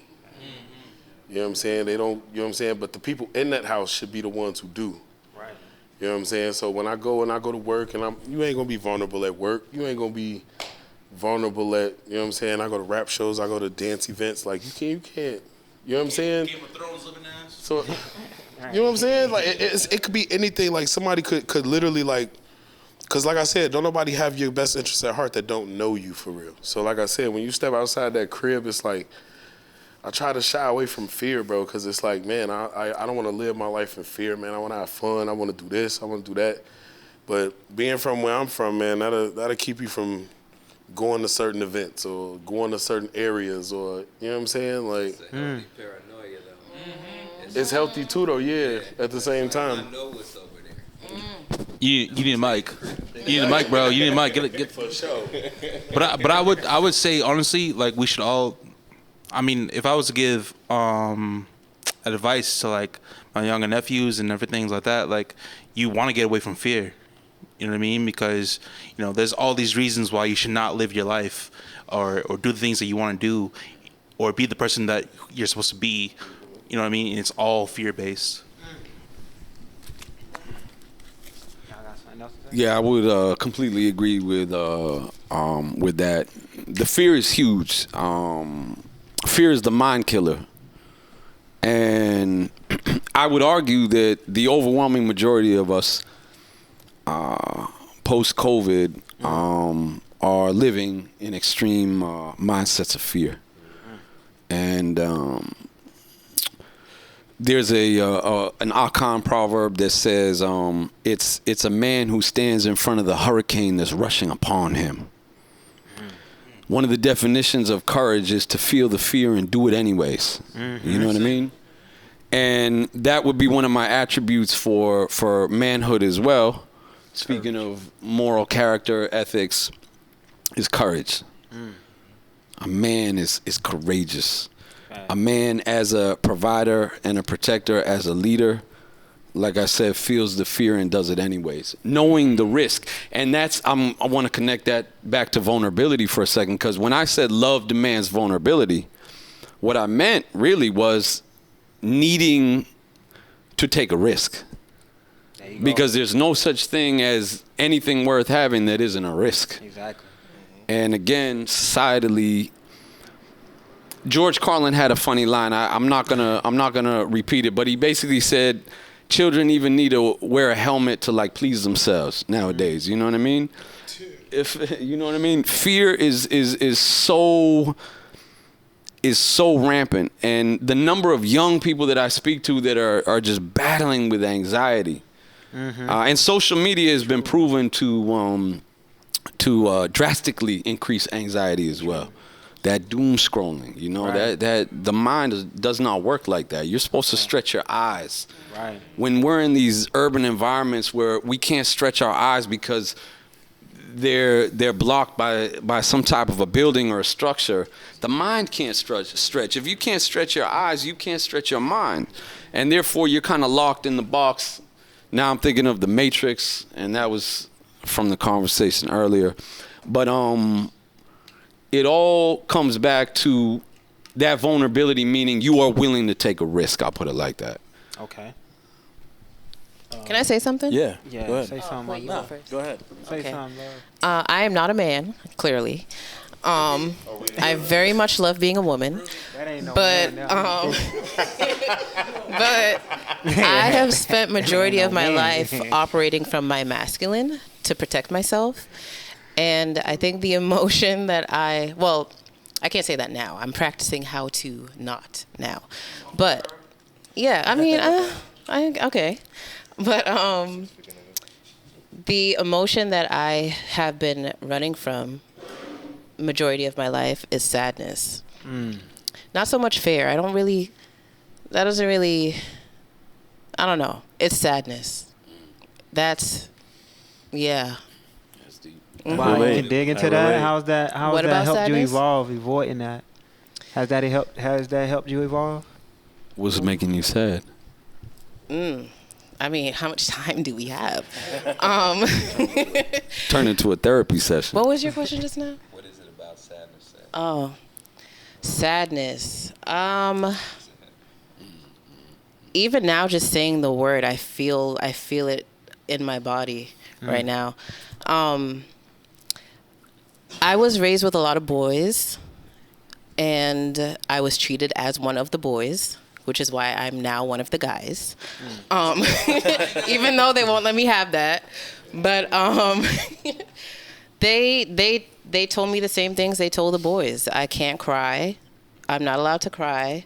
If I cry, I gotta do it by myself, away from everybody, and that it's weak. And I also was raised by a what's the word? I was raised by a very traditional Jamaican mother. Huh? She was a pick-me. She was one of those that men were her, that's everything for her.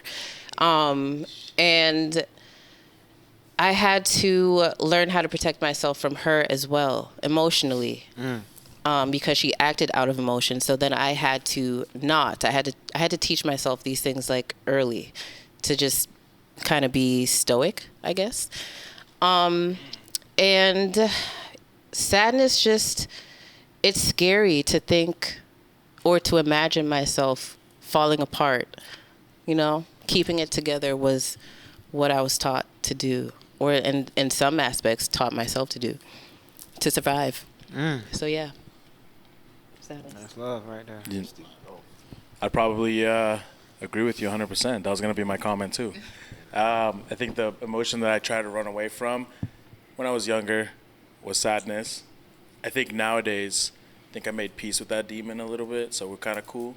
And exploring that relationship with sadness has been the most interesting thing, a part of my life, honestly. And I think that as a guy, obviously, we all know the statistics that there's a lot of men taking their lives these days. It's a topic of conversation that's become a little bit more popular these days, and one that I would love to always explore conversating more about, because sadness leads to depression, and depression is a world of darkness that it takes a lot to get out of. And then also realize when you're going to enter it as well. Because I think depression is a phased thing. You can get in, out, and then once you're in, and you can't get out. It's a literal fucking game. So I've been exploring that emotion of sadness for a little bit, because for me, as a man, the things that lead to sadness are not feeling like you're enough is a big one. Another one is when you set goals for yourself as a man, you want to strive to reach something the end of the year. Like, as an example, going back to the things I brought up, I was engaged at 27, hoping to be a dad by 30. I'm 35 now. I didn't hit that goal. Could have taken my life because I never met that goal. And that sadness was what entered my heart at that moment. And exploring how to evolve from that and move away from that is still a big thing these days. Again, we talk about the word legacy got brought up. I brought it up earlier with my boy. Legacy is a conversation amongst men that either is family-based or it could be work-based. Your career, your story. I think we all want to be remembered 100 years from now and not forgotten, whether it's through our blood, whether it's through our works of art, whatever it is. So when you don't meet those expectations and anything that you set yourself in life, sadness comes in, at least for me. I didn't meet it. Fuck, I suck, dude. I'm not good enough for this. I'm not good enough for that. I'm not good enough for her. She picked another guy. She chose to go with this guy. Like, I'm not enough is a big thing that why sadness enters. So it's a emotion that I've run away from many times, but not being enough is crazy, because what is enough? Why should you even measure anything that's enough in life? Again, it's setting a bar that's unachievable. You're just going to be unimpressed. You're going to be mad. You're going to be sad. You're going to be annoyed because you never meet this understanding of enough. The only person that ever understood what enough was the creator. One thing that we've been kind of like talking about is we talk about accountability, but what if you're taking too much accountability? And I like someone to disagree with me, but sometimes I think we put too much on our plate. You know what I mean? Like, okay, how much is on you, but then how much is on her? You know what I mean? Like, sometimes I'll be like, okay, are we being a little bit sexist because, she's not a real person and everything's on you to be the man, you gotta lead, you gotta do everything right? I'm just saying, like, what is the amount of, things that we can take on, and then that's gonna make us sad? And then the amount of things that we can take on that's like, okay, I get it, I have my faults, I could be a better person, but, are you taking on unnecessary accountability? I'm gonna be honest. When it comes to that whole being enough thing, if you ever find yourself in a situation where you have to question yourself if you're enough, that ain't your situation. Because sometimes you could be more than enough for somebody else. You know what I'm saying? So if you with somebody and you got the feeling like, oh man, like what is it I'm not doing, or what is it I'm like, bro, don't do that. Don't do that. For sure. Because then you get to a point where now it's like you might be questioning yourself about things that don't even need to be fixed. So you might be changing things that was meant for somebody else. You know what I'm saying? So I've never gotten to that point where it was just like, oh, I'm not enough, or I just be like, well, it just ain't meant. Like, I'm not your cup of tea. I'm not, you know what I'm saying? So have grace on yourself, you know what I'm saying, in a lot of different situations, because ain't nobody else gonna have grace but For sure. for you but you. So yeah, that's I relate to that. And I think it works in the converse as well, in that I've seen, just from my own personal experiences, I've seen women that have said they want a king, but my thing is you got to make yourself a queen if you want a king. So it's a balance, you know what I mean? And I fundamentally, I wholeheartedly agree with you. Every pot has its lid, you know what I mean? And if everything that's meant to be will manifest. If it's not meant to be, it's not gonna manifest, or it's not gonna manifest for that long. Sure. And that might hurt though. That might hurt having to come to that realization that this ain't your person. You know what I'm saying? Because you might love the shit out of it. Damn, man. Right, like, man. But you got to be real with yourself. Like, I'm not finna sit here and keep breaking my back when a lot of people are being accepted with who they are. You know what I'm saying? Like, why do I got to come in and do this and do that and put on this and put, like, a lot of people should be accepted for who they are. But what's holding you down in that though? And just a general question, like, if you can recognize that person's not for you and you're still in the mud, what's holding you? It's that thing I try to shy away from, fear. I don't want to be alone. Alone? I don't want to, you know what I'm saying? Familiarity, like, too. But sometimes it gets to a point where, just like I was saying earlier, my escape sometimes is being alone. Sure. So now that I've come accustomed to being by myself, I don't give people that power no more to be like, oh, well, now I'm scared to lose you. It happens. You know what I'm saying? If it's meant to be, it'll come back. Yeah, that's you know real. what I'm saying? You got to stand that mindset That's of real. motion. You become more of a complete person too. I feel that. For sure. I think, like, you know, that's the best way to kind of appropriate life as a man, like, you know, to stay in motion and stay in that mindset of, like, you know, I got to continue my purpose with the connection to spirit type deal. You know what I'm saying? Productivity. Right, exactly. All right, so that being said, man, let's lead off to the last question of the day, man. I want to ask y'all a real value. Oh Lord, Bitcoin done went down. Let me bring it up real quick for you guys. All right, where are we at? All right, let's close this off strong. Where we at? Damn, I lost the question.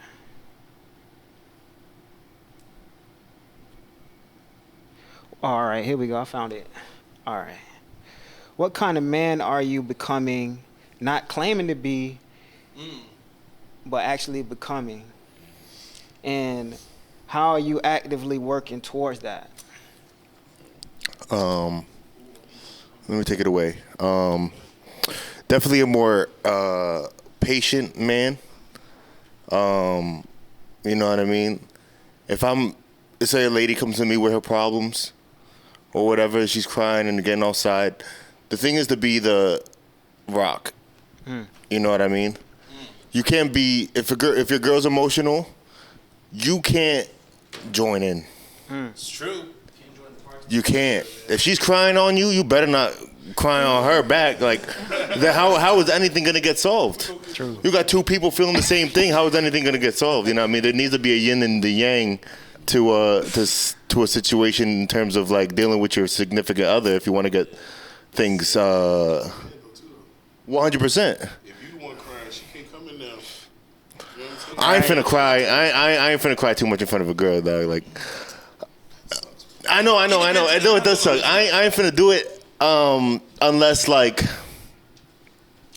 I don't know, some of these Instagram reels. But Don't let her but at the end of the day, I'm not gonna be coming to her like, oh, you know, somebody talked to me crazy at work and blah blah blah blah blah. Like, that's something I think I should be able to deal with on my own. If somebody talks to her crazy at work, then I'm gonna feel like I need to fuck that nigga up or whatever. You know what I mean? Or I mean, not necessarily fuck the nigga up, but, like, be her strength in that situation. You know what I mean? whatever capacity that may be in. Definitely feel that the man that I'm going to become now in the future is probably a present man. And I'm practicing that because the present doesn't exist that long. I think we've had already 20 versions of it in this conversation alone. And it's tough to live in that short of a moment. But being present and being grounded and understanding what's around you, the people around you, understanding the emotions and characters around you is critical because you can maneuver things a lot easier. It's a game of chess, life is. But when you can be present, I think you just have so much more clarity in life. You can hold your emotions much better. You can navigate through, problems that happen. The devil lives in the past and in the future, and don't get caught in that. I think one thing that I want to do for myself specifically is kill I had to realize that I have a need for validation, and even for a woman, I realized, oh damn, I was looking for validation through her, and I was looking for validation for even from my friend groups, and I had to start living for myself. So one of the things that I had to learn was to kill all that ideas explicitly, because it makes my life better in general, and also too, it gets you better results with people because people are always watching what you want. For myself, I think the most beneficial thing any person could ever do is work on their disciplines. And that's in all areas: physical, mental, spiritual, reading, working out, what we choose to eat, the conversations we put ourselves in or keep ourselves out of, the relationships we choose to be in or keep ourselves out of, conversations that happen within those relationships. Avoiding unnecessary cycles. All those things take a discipline. They take study. They take awareness.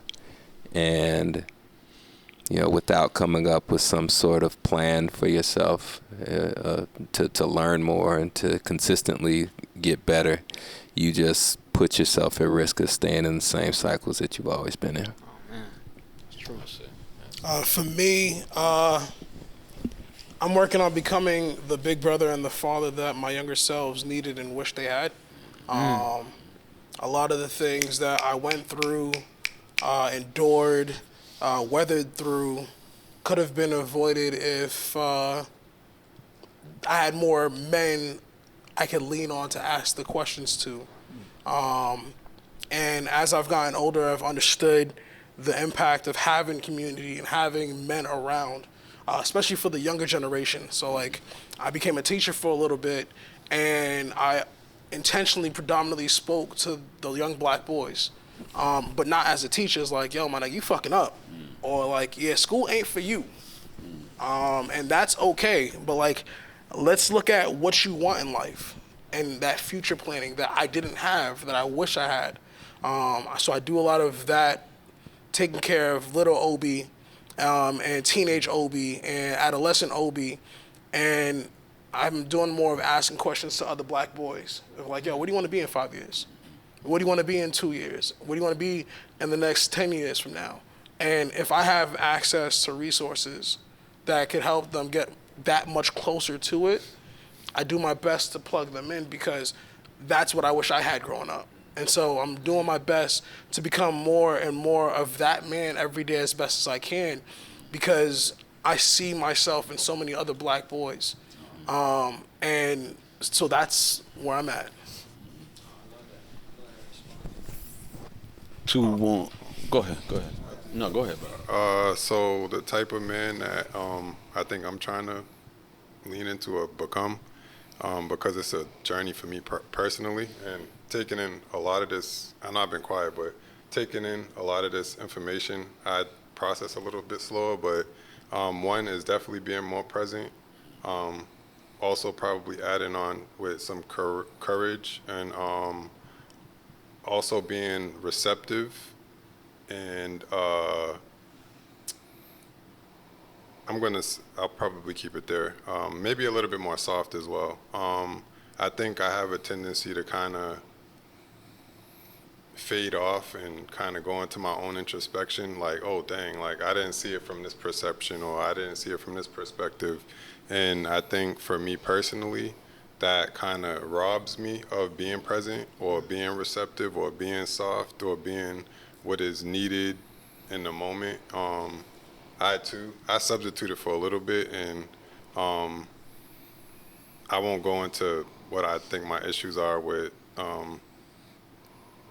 I'll say the education system as a whole, but sometimes I feel like what I don't think I had was someone who was receptive to me, or and this goes off of a conversation I had with my father personally. We don't really, our relationship is weird, but it's ours. But he actually mentioned to me that when I was younger, I used to like doodle while people would like speak to me, and that would annoy him because he thought I wasn't listening to him, because I'm not like That's what I did. looking at him like intently in the face. And it took me, I'm 34 now. Let's go. And it took me this long to really actually see, like, he grew up in a different time period where I don't know what he had to really face his challenges, but that is something that I'm trying to be more receptive of when it comes to that. So that will probably be mine.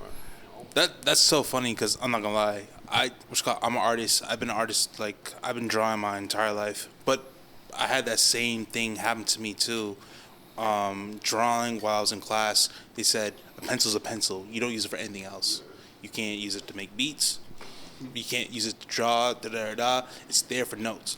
And that's people trying to restrict your your abilities, your artistry, whatever it is. No, I experienced that, so I whatever. And now when I take classes, I draw all the time. I take my notes and the same thing, and it helps me engage more. I think the way that people have handled education in the past was terrible. Yeah, a lot of that. Can you ask the question one more time? I've just been listening to everybody. I got you. The question is, what kind of man are you becoming? Not claiming to be, but becoming. And how are you actively working towards that? Okay, so for me, I just recently learned how to love myself. Let's go. I just recently learned how to be comfortable in my own skin. I'm in the music side of life, so I deal with negative criticism, positive criticism, and now I deal with it differently. Like, I don't give a fuck. Like, certain things used to bother me, you know what I'm saying? But now it's just like it is what it is. And that comes with bad examples, you know what I'm saying? Because I used to watch people who I thought loved themselves. And they would do things, I'd be like, oh, my mom go to the club every week. She bring a new man home. She really love herself, right? No, that was actually the other, like, she wasn't showing that she loved herself. She was getting away from that, right? So me learning how to love myself and put a lot of a better perspective of me being a father too, because I teach my kids that all the time. Like, they're still in that stage where their friends might say something and they'll get bothered by it. You know what I'm saying? So I'm trying to get them to the point where it's like, people gonna say whatever they want. True. You know what I'm saying? But it's about how you think of you. That's a fact. You know what I'm saying? At the end of the day. Let me just quickly hop in. I know we're real short on time. I'm trying to become continuously the man that my ancestors want me to be. There's a proverb. I'll end with this. There's a proverb that says that an uninitiated man is still a boy. Life is a journey. That's an initiation. So I'm continuing to go through that as a grounded man. Yeah. That sounds like the I think Socrates said it's like the unexamined life is a life not worth living. But what does that mean though? When you say like your ancestors want you to live, it's like what do you think your ancestors want you to live? So I know my ancestors want me to be a good charactered person, to stand on morals and values, which is not popular today.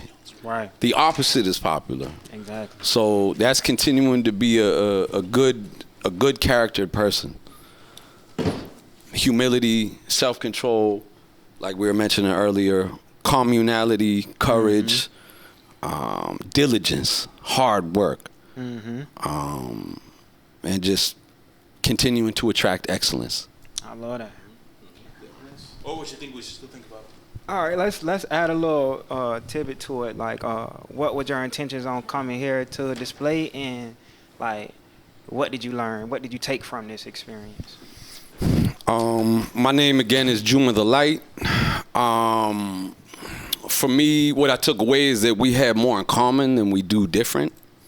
And I think lots of times as men, we think that we're the only ones going through a specific situation. Yeah. And that's the power of men's circles, men's healing circles, and coming together and talking about these deeper issues. Right. Is that we realize, wow, I'm not the only one going through that, or there's a lot of commonality running through this. My intentions for coming here were, as a wisdom keeper, to be a resource for our people, and to learn and to grow. So I appreciate everyone's contribution. I've learned a lot. And stepping into this room was a confirmation for me that you can't judge anybody by the way they look. You know what I mean? But at the same time, energy is everything. I'll just say that. How they find you? I'm on no socials. I'm underground like Harriet Tubman. Can they find the men's circles in Boston? Yes. You can contact Show and Tell Boston to get my contact information if you are interested in being a part of the men's circle. Yes. Hey, yeah, hell yeah. Eric, my name's Eric again, and I came in here truly to have a dialogue. I like dialogue. I like exploring conversations. I like exploring vulnerability, and I forgot the last part. What was the last part? What you took from this experience? What I took from this is that unity is really the strength, and divided we're all gonna fall. Toki Wright, TOKIWRIGHT on Instagram. I came into this room expecting to sit in the audience. I was like, oh, what? Where are the chairs? So it was a surprise, and I think for me, I'm an introverted extrovert, where I spend a lot of my time in the quiet. And then I have to have these moments where I'm speaking to large groups of people or having to direct things or perform or whatever that may be. So just know having the opportunity to speak with other people that I feel like are on the level, seem like good dudes, good people. And, that's inspiring. That's awesome. My name is, real actual name is Obinna. I go by Obi in the city. And takeaway from this is that there's more of a need for this than we want to openly acknowledge. And it's insulted so much that it's not comfortable for us to feel confident to hold these spaces. And that's due to what's been acknowledged as fear. And I do look forward to this growing the same way as the feminist movement was given flame and fire and fuel to grow, because there's a need for men to start showing back up again. Exactly. And that's what I took away from this. To find me, if you're in the city of Boston, it's more than likely you'll see me in places that matter. Everything that involves us progressing forward matters. But on the socials, personally, it's OBY_Boston. As far as impact, it's thecorner345.com. And that is where you can find me if you need support, resources, media, and marketing of the sorts.